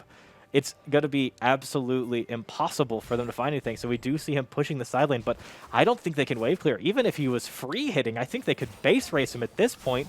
It's going to be so difficult for Ohio State.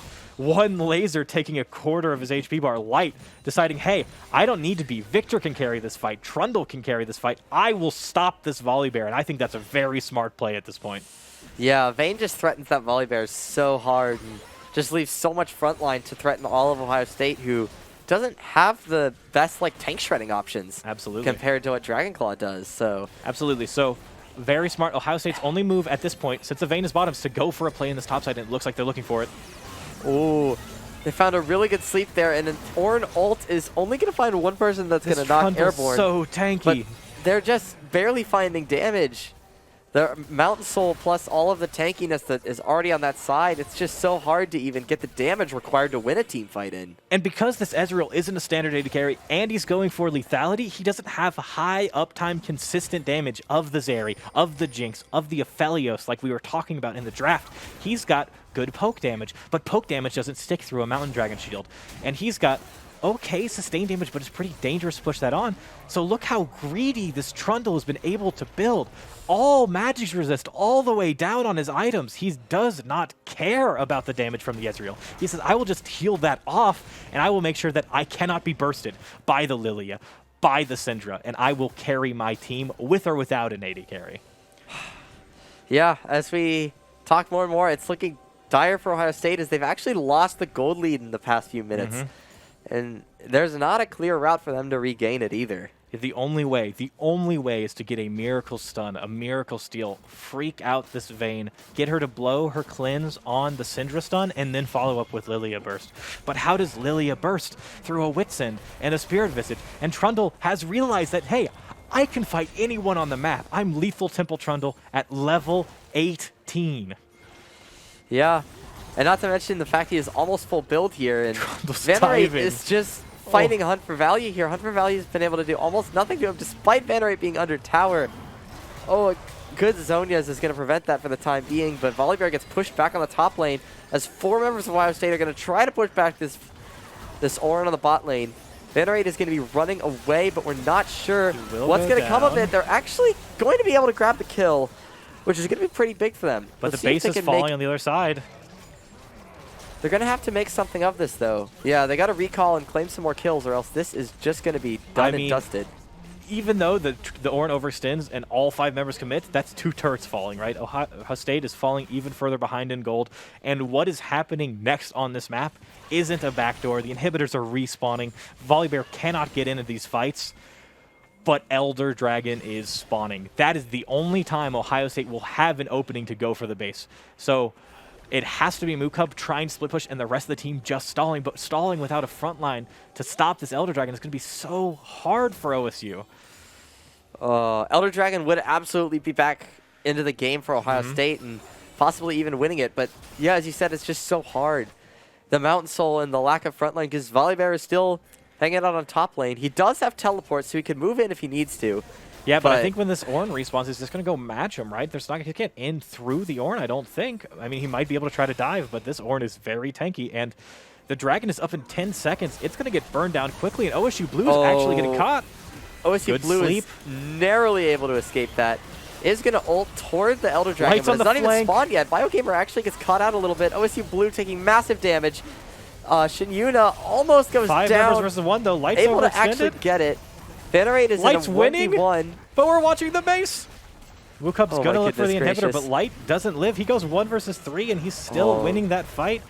There's no way for the 1 HP. Oh, Hunt for Value is just unable to contend with Soft right now. Trundle just runs him down and is able to take him out. Flux not going to be able to do much. The Yuumi can't do a whole lot on its own.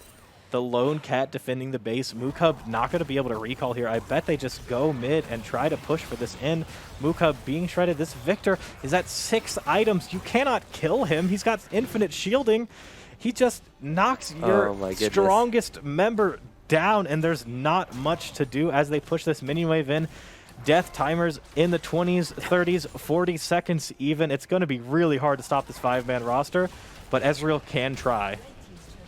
Yeah, Ezreal and Lilia are going to be the first 2 up, but their chances aren't looking so good right now. I mean, this Vayne has gone full tank. I think she could free hit the Nexus and end the game at this point. They're going to try. Yeah, Lilia's they're going to go forward, in, but they're just going to get shredded down as the Nexus falls. The sleep is enough. Light's just standing there life-stealing and is able to close it out. Dragonclaw Mountain did amazing comeback wins 2 games of this series, and honestly, it was very impressive. They built very intelligent builds just based on the draft, right? They played very well. Light knowing exactly where to be. They stopped the Mookub Trundle or Mookub Volibear split pushing, right? They stopped the Hull Breaker. They had the tools to deal with it this game. They didn't last game, and it made the difference. Yeah. I think one of the things I mentioned at the start is they probably picked that Ornn to try to stop the split push because Ornn is so hard to kill. And we saw that a lot. Yeah. Volibear, if it was against Jax again like last game, would have been taken down turrets and the Nexus in half the time that it was taking him there. But unfortunately, Ornn is just way too tanky. And then that Vayne just having great map awareness, the presence of mind to be in the right place at the right time, and Trundle just tanking everything he needed to for his team and more, just left Ohio State with almost nothing to work with. Yeah, and absolutely a great game from Dragonclaw University. Sad loss for Ohio State if you're an Ohio State fan like I am. But hopefully next week, or we're back in time right now. Sorry, I forgot about that. This is week 9. Hopefully week 8 will be happening this Friday. Hopefully Hopefully last week in 2 days, we will be able to win our game. I think we look strong. I think we had a good showing, even though we lost the series today. I think what's important is that we sort of move back to comfort base. I think the Ezreal Yuumi was very strange to see. And yeah, it was very strange to see that out of Ohio State's bottom lane. Yeah, it's not a comp that we'd seen before. It's not really a traditional comp either. So, yeah, but unfortunately against the Vayne Karma, it just didn't seem to pack the punch they needed to. So. Yeah, but with that, with our last game ending, that will be it for the stream tonight. We will see you Friday for Week 8 of Victorious Triumph Series. My name is Mason. This is Daniel, and have a nice evening.